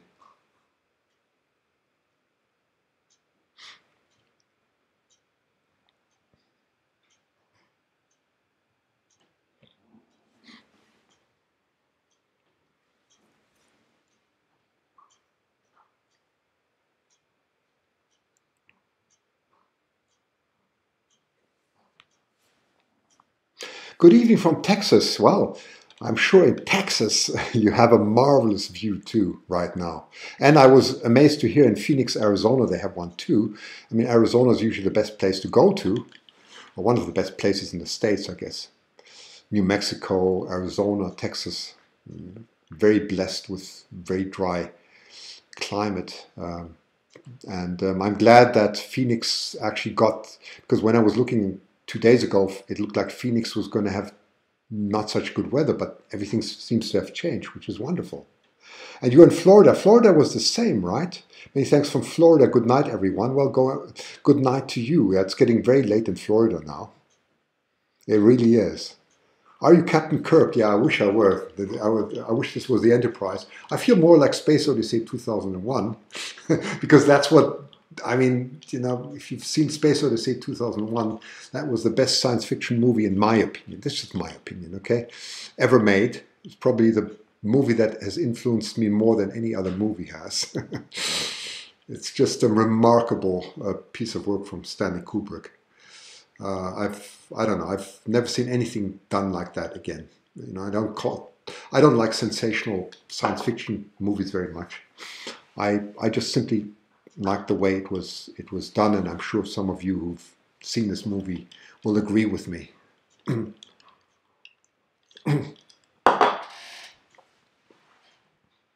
The Bosch Ocean, yes, you have a lot of ocean in Florida, of course. Oh yes, you are near NASA. That is great in Florida, of course. That's where I would love to go. Focus, yes. 2001, Amen, yes. Goodness me, you know, I saw that when I was very young. I saw 2001. I think, Amen, what else can I say? It's just an absolute masterpiece. Canadian 416, minus 21. It feels like minus 34 in Toronto. Oh, good grief. Gentleman Ghost, how is it in New York? How are you doing, New York? Let's see.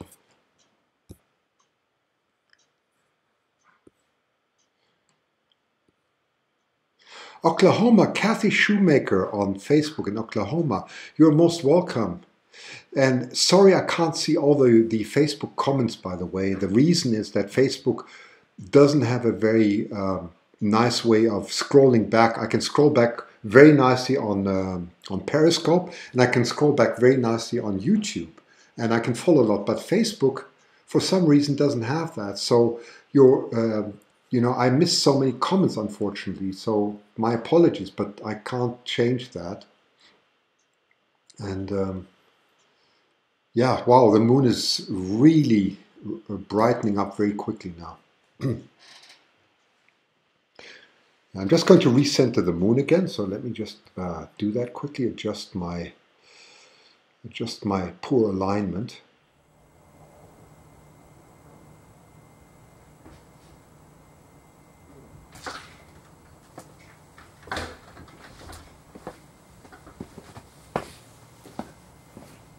Yeah, it's going very fast now.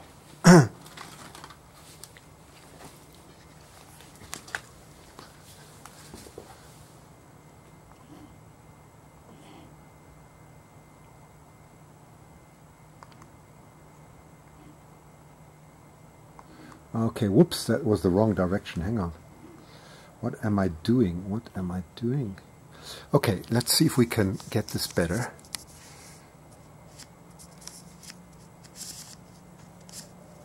And let's see if we can get this sharper. It looks rather foggy. I think that's maybe a little bit better. So we are now at ISO 200. It's no surprise, right?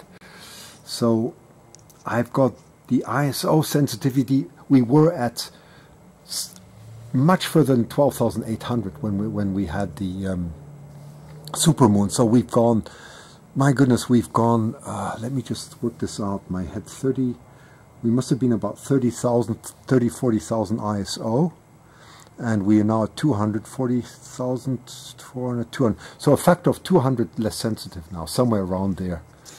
Isn't that incredible? So you can see how much brighter the moon is. And with the eye you don't notice it so much because the eye is not a linear detector, it's a logarithmic one. And it just appears very different. So let's see if I can. I need to actually see if I really want to get this beautiful. I'm actually. Yeah, that should be fine. I have now put the aperture to f11, so I'm closing it now because the moon's getting so bright, and we've got a lot of fog out here, so mist out here, I should say. Oops. So I'll just put this back again.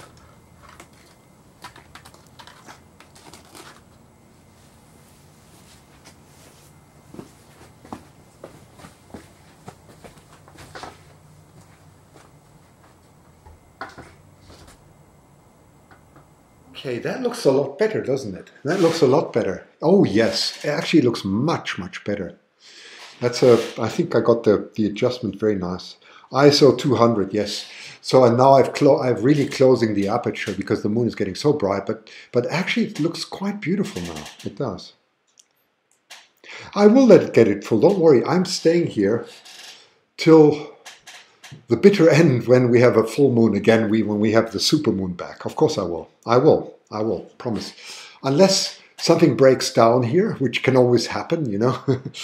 But I think we'll be fine. I'm really delighted to share this with you, and we're going to continue till let me see, what was the time? What was the time?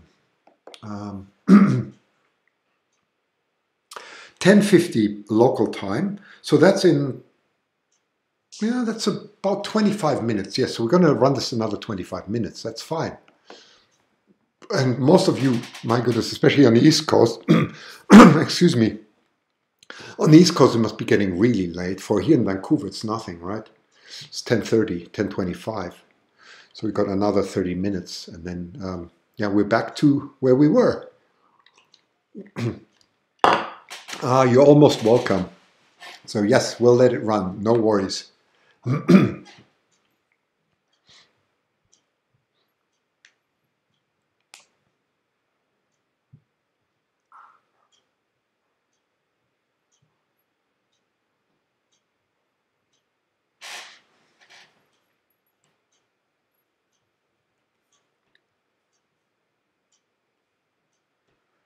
I sleep when I'm dead. That's a good one, Gentleman Ghost. That's a good one.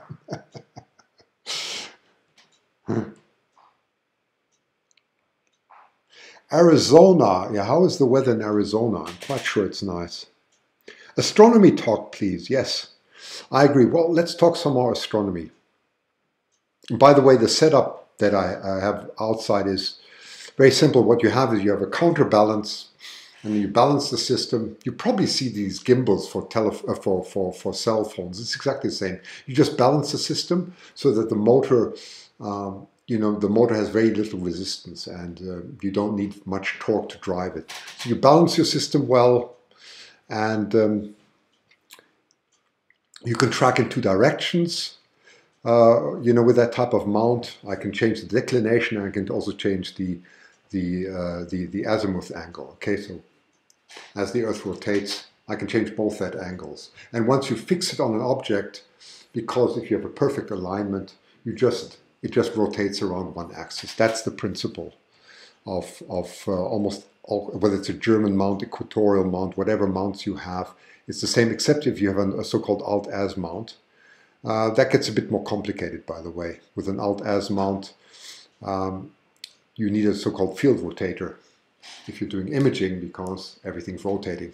You don't do that with the system that we have here, and that many others of you, some of you have, I'm sure. You don't need a so-called field rotator. So now we're talking really astronomy. That is what I enjoy very much.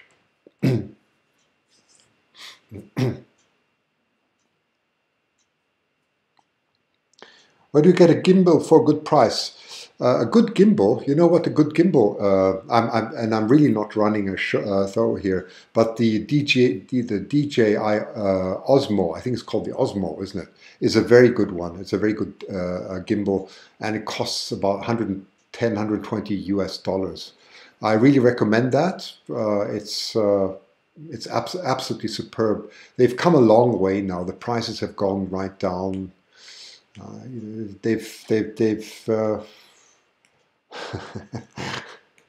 They've become a lot cheaper. Scooter Trash, did you go to Sked River to see the eagles this year? I did not. I did not. So let's talk about eagles quickly. No, I did not. At the moment, we have a lot of eagles in Vancouver. We have thousands and thousands of eagles. I don't know if you've seen that, but recently I was actually reporting on the news about the amount of eagles we have. And it's phenomenal. So there's no need to go anywhere. Scooter Trash, there's no need, because we just have so many eagles here. I see them right up above my house. It's quite incredible, you know, when I go for a walk. It's remarkable.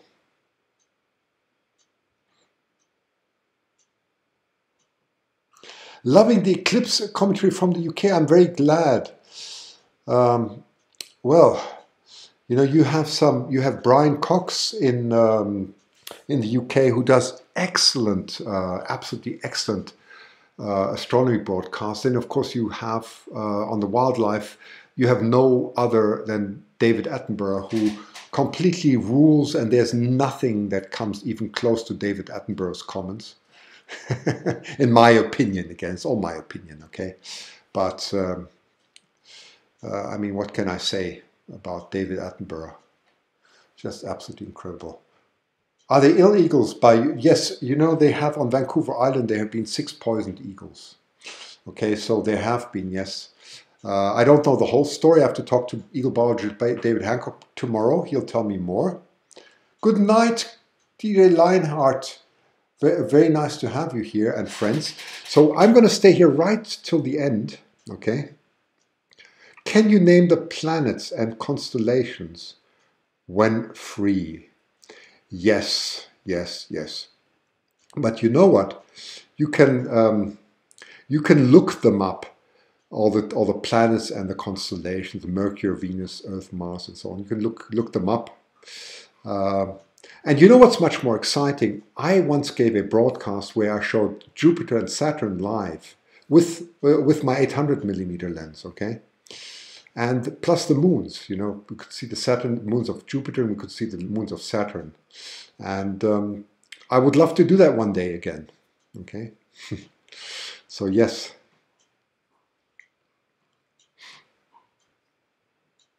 And you know, there are many more constellations, by the way. It's not only the 12, you know, the zodiacs. There are many more. There are a lot of constellations. There are very much, and I can't remember all of them, because I don't know so much about the names, but I can certainly, when I look at the sky, I usually know where the main stars are. I can probably orientate myself better at night than I can during the day. But that's just what you get when you look a lot at the sky. When did I see the opposite of... Why do I see the opposite of your pick? Okay, you want to see the opposite? Watch this. If you want to see the opposite, let me see. Where are we? Here. You want to see the opposite? I will give you an opposite of an opposite.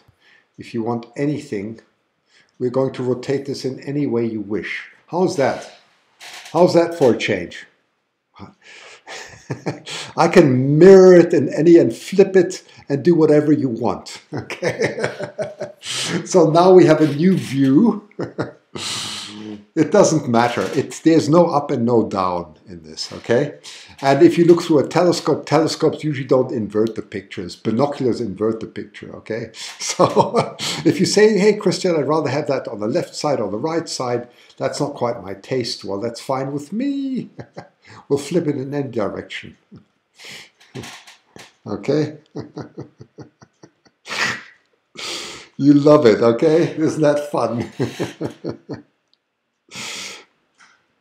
Do lunar eclipses happen on any other planets? Yes, absolutely. Well, imagine you have these many moons on Saturn and on Jupiter, and you have these huge planets. There will be so many lunar eclipses because there'll be lunar eclipses all the time. And there'll also be solar eclipses all the time, the reverse, because these tiny moons are casting a shadow on Jupiter or Saturn. You'll have a lot of lunar and solar eclipses all the time. And you'll have multiple lunar eclipses happening, not just one, but there'll be many lunar eclipses happening, okay? And they'll be happening all the time. So yes, it's fairly common. It's more uncommon the way we have it, right? Because of the relative size of the Earth and the Moon. But if you have a planet that's very huge, you're going to have a lot of solar and a lot of lunar eclipses, simply because it's more likely to have everything in one plane. Why is it the opposite in New Jersey? Because there's no such thing as up and down.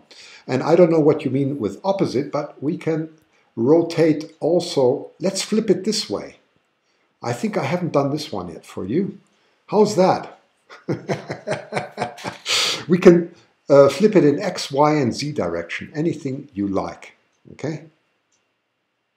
When is our next solar eclipse? If you're talking about the United States, you are talking, if I remember correctly, it's 2023. The total, that will be Texas and Dallas and so on.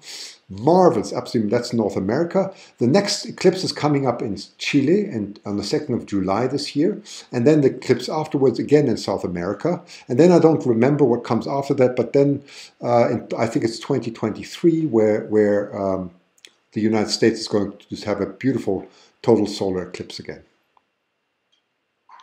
Yes, it's like that there. You see, I managed. Let me just get the moon right back in the center. Okay, just hang on. I'm going to flip, go outside and just get the moon right back. I just need to get the moon back. So just hang on. Oh yeah, I can, you can really see it. It's sort of a still darkish part of the moon. So when you look up and it's, oh yes, let me just get this back.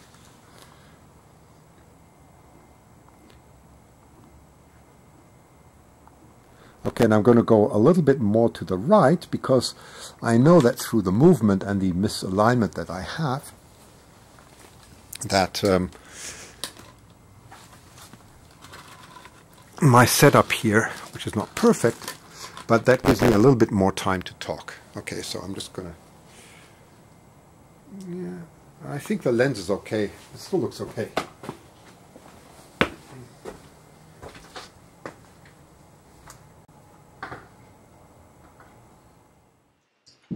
Okay.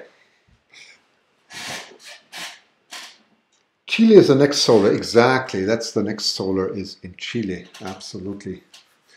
That is correct. Gosh, it's so nice. There's still so many of you watching. Oh yeah, as you can see, I just eclipsed. You probably saw that eclipse. That was me in front of the telescope. So looks great, doesn't it? It does. So we're going to have a bit of time now because I, in the meantime, know where how my misalignment is. So I know which direction the moon is going to move. But you can really see the curvature here on the top. It's like someone cut the top off, and it almost looks spherical too, doesn't it, the moon? But it looks like someone cut the top off.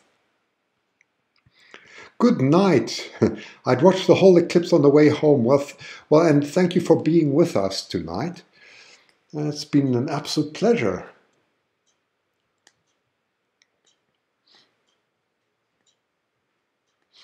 Mark is still there, my friend Mark. By the way, Mark Horner, go and follow him on Periscope. Mark Horner, Beyond 90 Seconds.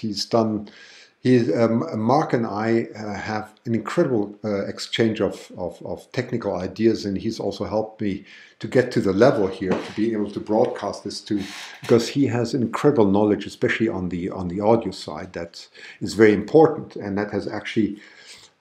He's also responsible that I don't have all these echoes at the moment, which I usually do in my, so I've changed a lot of my setup so that we don't have an echo running backwards and forwards.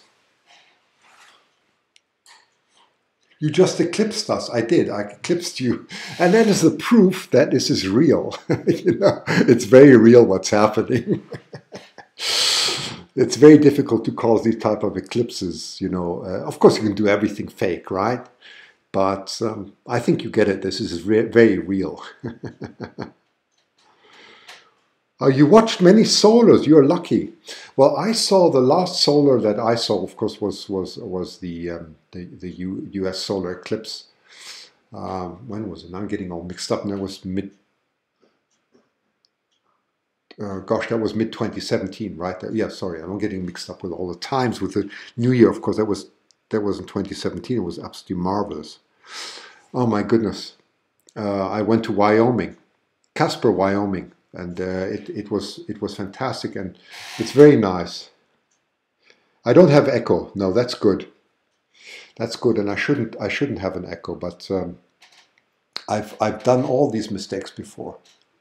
Hi from Alberta, VH. Hi from Alberta. It's been extremely amazing, as Bethel91. Thank you so much, Christian. Well, thank you for being with us. So we've almost made it now. We've almost made it. We've almost completed it.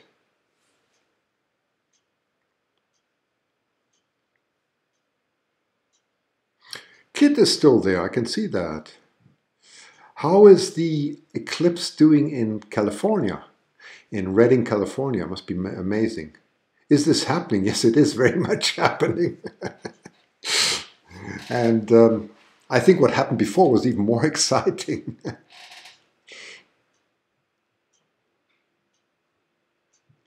Can I see it from Mackenzie? I don't know. Mackenzie, from Mackenzie, sorry. I don't know. I saw via NASA site. Yes, was amazing. I'm sure NASA did a great job. They did an absolutely great job. Well, they have, of course, incredible equipment to do this, right? It's looking so bright. Yes, the camera sensitivity is right back down now. Okay, so to where it was. And it's still very beautiful, isn't it? It's beautiful here in Texas. I bet it is. I bet it is probably quite dry too, unless you're in Houston, right? Cloudy, can't see the moon. Oh, that's terrible. What equatorial mount am I using? Well, the mount that I'm using is very simple. It's just it's a polar alignment with a counterweight. Okay, that's what it is. Okay, it's just a polar mount with a counterweight. It's a Celestron, right? It's a simple Celestron mount, and yeah, I just bought that secondhand. And it works marvelously. I mean, for the quick setup that I've just done, it's really very nice. William Adler, okay, very simple. So I just mounted my 2 to 500 millimeter lens on it, and with a Nikon D810. And so the tracking is not perfect on Lunar, but it's because my alignment is not great, but it's good enough, right? It's good enough. It works. I only have to run out every 10 minutes and do some adjustments.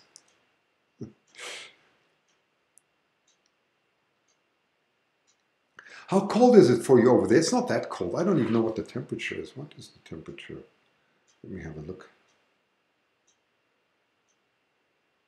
Oh, it's 1 degree. So it's almost freezing at the moment. It's almost freezing point. It's almost freezing. Hi, Kit. You're very welcome. It's very nice to see you. Is it nice and warm where you are? Because here it's getting, well, it's not cold. We've had no snow this winter. Forest, how cold is it over there? So 2 degrees Fahrenheit with you, well, that's a lot colder than what we have. We are about 35 in Fahrenheit, so it's fine. Very cloudy here, says VH. So watching your stream has been fantastic. Well, I'm glad. You know, I'm eternally grateful to the weather here that is actually possible. If I think about it, that I've gone all the way to Dallas-Fort Worth, and I brought all my portable equipment. I was supposed to go to Orlando, for those of you who don't know the marvelous story. But American Airlines let me down. We were half an hour late, but I was 10 minutes before at the gate, and they closed the gate. Thank you very much. And they gave my seat away. That was the end of my Orlando trip. And then I said, well, no problem. I'll stay overnight. I'll take the next plane. And the answer was, there is no next plane. And there's no next plane on Sunday and not on Monday because everything's booked out. Well, thank you very much, American Airlines. Then I'll travel back home. Okay, so I stayed overnight at the airport and they put me back home. And then I wanted to pick up my luggage. But guess what? They take care of my luggage. They made sure it went to Orlando, although they guaranteed me I would pick it up in Vancouver. So when I came back, I went to the desk And they said, where's my luggage? And they said, it's in Orlando, that's where you're supposed to be. Why are you not in Orlando? And I said, well, why don't you tell me why I'm not in Orlando? It's a comedy, it's incredible comedy. So, well, anyway, I was back in Vancouver, and 30 hours later, my suitcase arrived back. Thank you very much, American Airlines. So my suitcase was there. So I called back. I called American Airlines and said, can I have a refund, please? And you know what their answer was? Well, we'll refund maybe part of it because you actually traveled to Dallas. Oh, okay. I traveled to Dallas and back again. And I went to Orlando, but because I traveled to Dallas and back again, I get only partial refund. Can you believe it? I should have taped this. I should have taped this. Really, I'm serious. So you get only partial refund. And that's where we are still clinched and fighting today. And I'm not going to let this one go. Because they actually brought me to Dallas. So imagine you take a taxi to the airport and the taxi halfway says, I'm not going to take you, but I'm going to charge you anyway. So you strand in the middle. It's completely useless. You probably have to go back home, but they'll charge you for it. That's the equivalent. So that was American Airlines for me. The drama hasn't ended yet. So it's quite something. But you know what? They actually did me a favor. Let's be fair. I came to Vancouver and I could give you this wonderful broadcast. So that's quite something.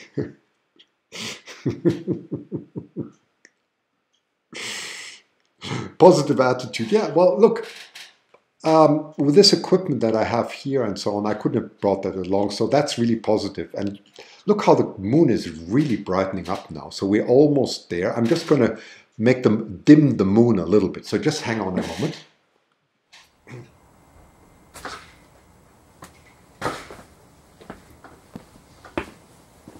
So the moon is getting so bright now that I just have to close the aperture a little bit. There we go, that's better. And let's play a small trick again. Let's get the moon a little bit more to the side. And that gives me more time. And maybe we have to close the aperture even more. 1 second, 60, 50. Where are we now? Yes, that's better. That's much better. That's much better.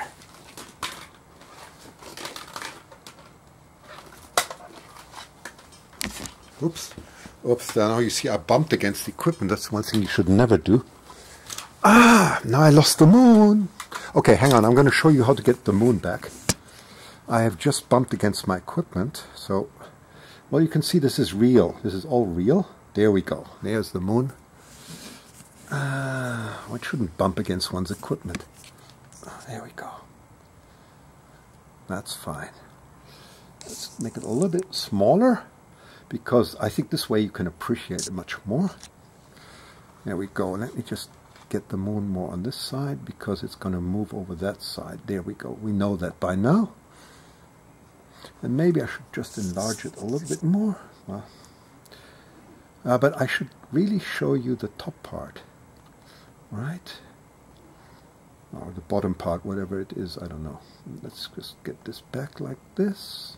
There. How's that? We'll leave it like this, and then if I see it correctly, it should perhaps move back now. So I shouldn't bump against the equipment again. 1 second.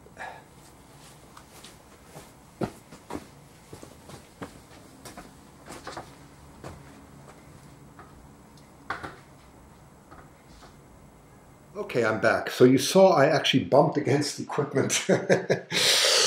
That's something that one should avoid. But, oh, it's really beautiful now, isn't it? It looks much better on the screen here. It looks a lot better on the screen. Thank you from Mexico. Hey, Mexico. Wonderful Mexico. They're very friendly. I've been to Mexico several times. I really enjoyed it. Isn't it fascinating? You knocked the moon out of orbit. I did, right? So now, but you can see how beautiful the full moon's coming back now, right? You see the massive craters and everything. I can see your luggage. I'm sure some of you told, some of you said hello. I wanted to.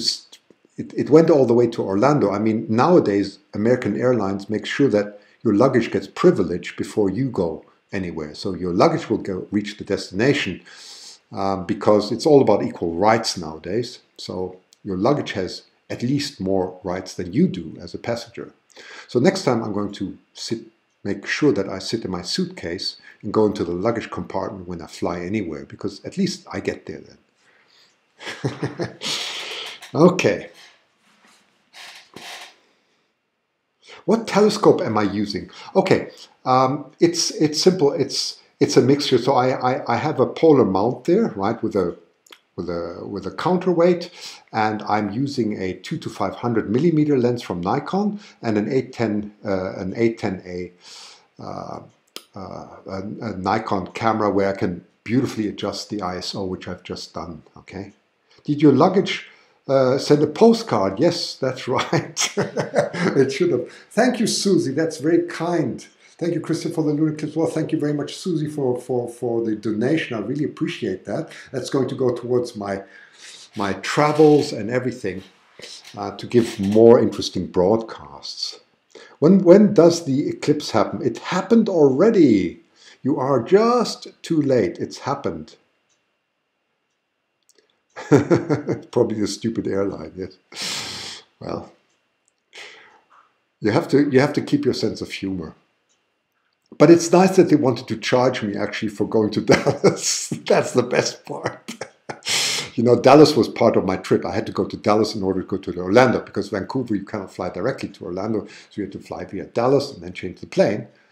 So they wanted to say, well, you're not getting refund for Dallas, you know, because you flew. You wasted our time, right? Thank you very much. But your suitcase goes to Orlando, by the way. That's fine, you know. We take care of your suitcase. Your photos are great, thank you. Luggage didn't arrive in Japan, at least I was rewarded. Yes, any sensible airline would do that, right? They would. Any sensible airline would do that. I'm looking at the side of the impact of the zones and the craters here. Must have been insane. Yes, absolutely, because you're looking at a history of 4 to 5 billion years here. I mean, that's also why mining on the moon is so incredibly interesting, right? There's nothing that prevents micro craters and larger craters. You cannot have that on the Earth because of the tectonic plate movements that we have and the erosion. On the moon, there's no such thing. That's why geologically the moon is so absolutely fascinating. Now that they found water on the moon, it's even more fascinating, right? That they on the pole caps there's probably a lot of water stored. So it's going to be very interesting to see if and when the moon will be colonized, because even going to Mars and so on is much easier from the moon as it's from Earth. So they're actually thinking, and I think that's very logical, to first start doing proper expeditions and seeing to see how one can survive on the moon and make use of all the water and so on before one goes to Mars. I think that makes a lot of sense anyway.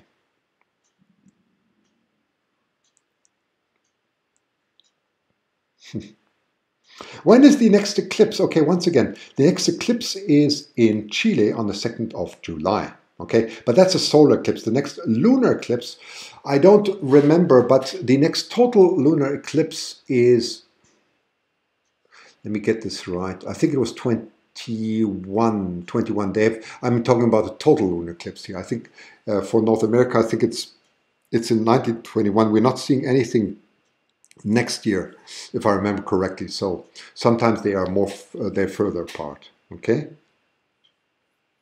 Sorry, but space will never be conquered. Well, you know, we will see. I mean, what do we know, right? My opinion doesn't matter, and I think, unfortunately, your opinion is equally unimportant, because what will happen will happen. And, you know, we'll see. We'll see, right? There will be many surprises. I mean, what do we know? curious about this. If you were standing on the moon or the surface, would it appear? Yes, yes, it would definitely appear reddish during the total eclipse, and it would be a total solar eclipse in that case. You would have a solar eclipse, right? The camera model that I use is a Nikon. It's a Nikon D10-8A, a D10-8A, 810A, sorry, I'm talking too much, 810A. It's a very good astronomical camera. It has increased red sensitivity. Look at that. The lunar eclipse is nearly over. Let me just look at my timetable here. What was it again? What was it again? Yes, it ends at 10:50. Yes, that puts us right at the end now. That is remarkable. So the partial eclipse is right at its end now. Wow, you know what?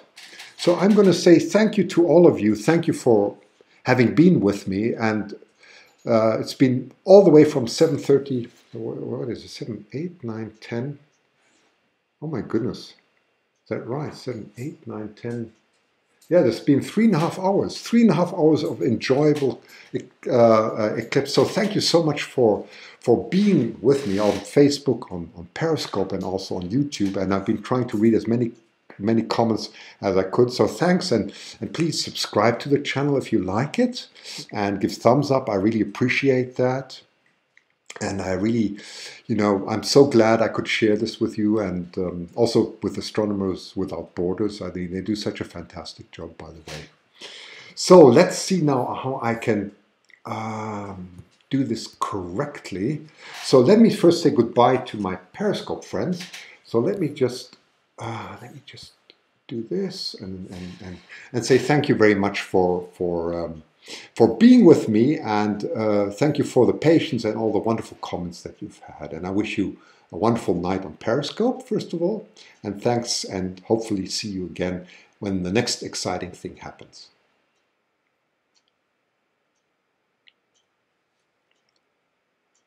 Okay, so that was Periscope, and now let me say goodbye to one after the other. I will say goodbye to Facebook, and thank you to all my friends, Linda, Ines, and so on. Thanks for being with us all the time.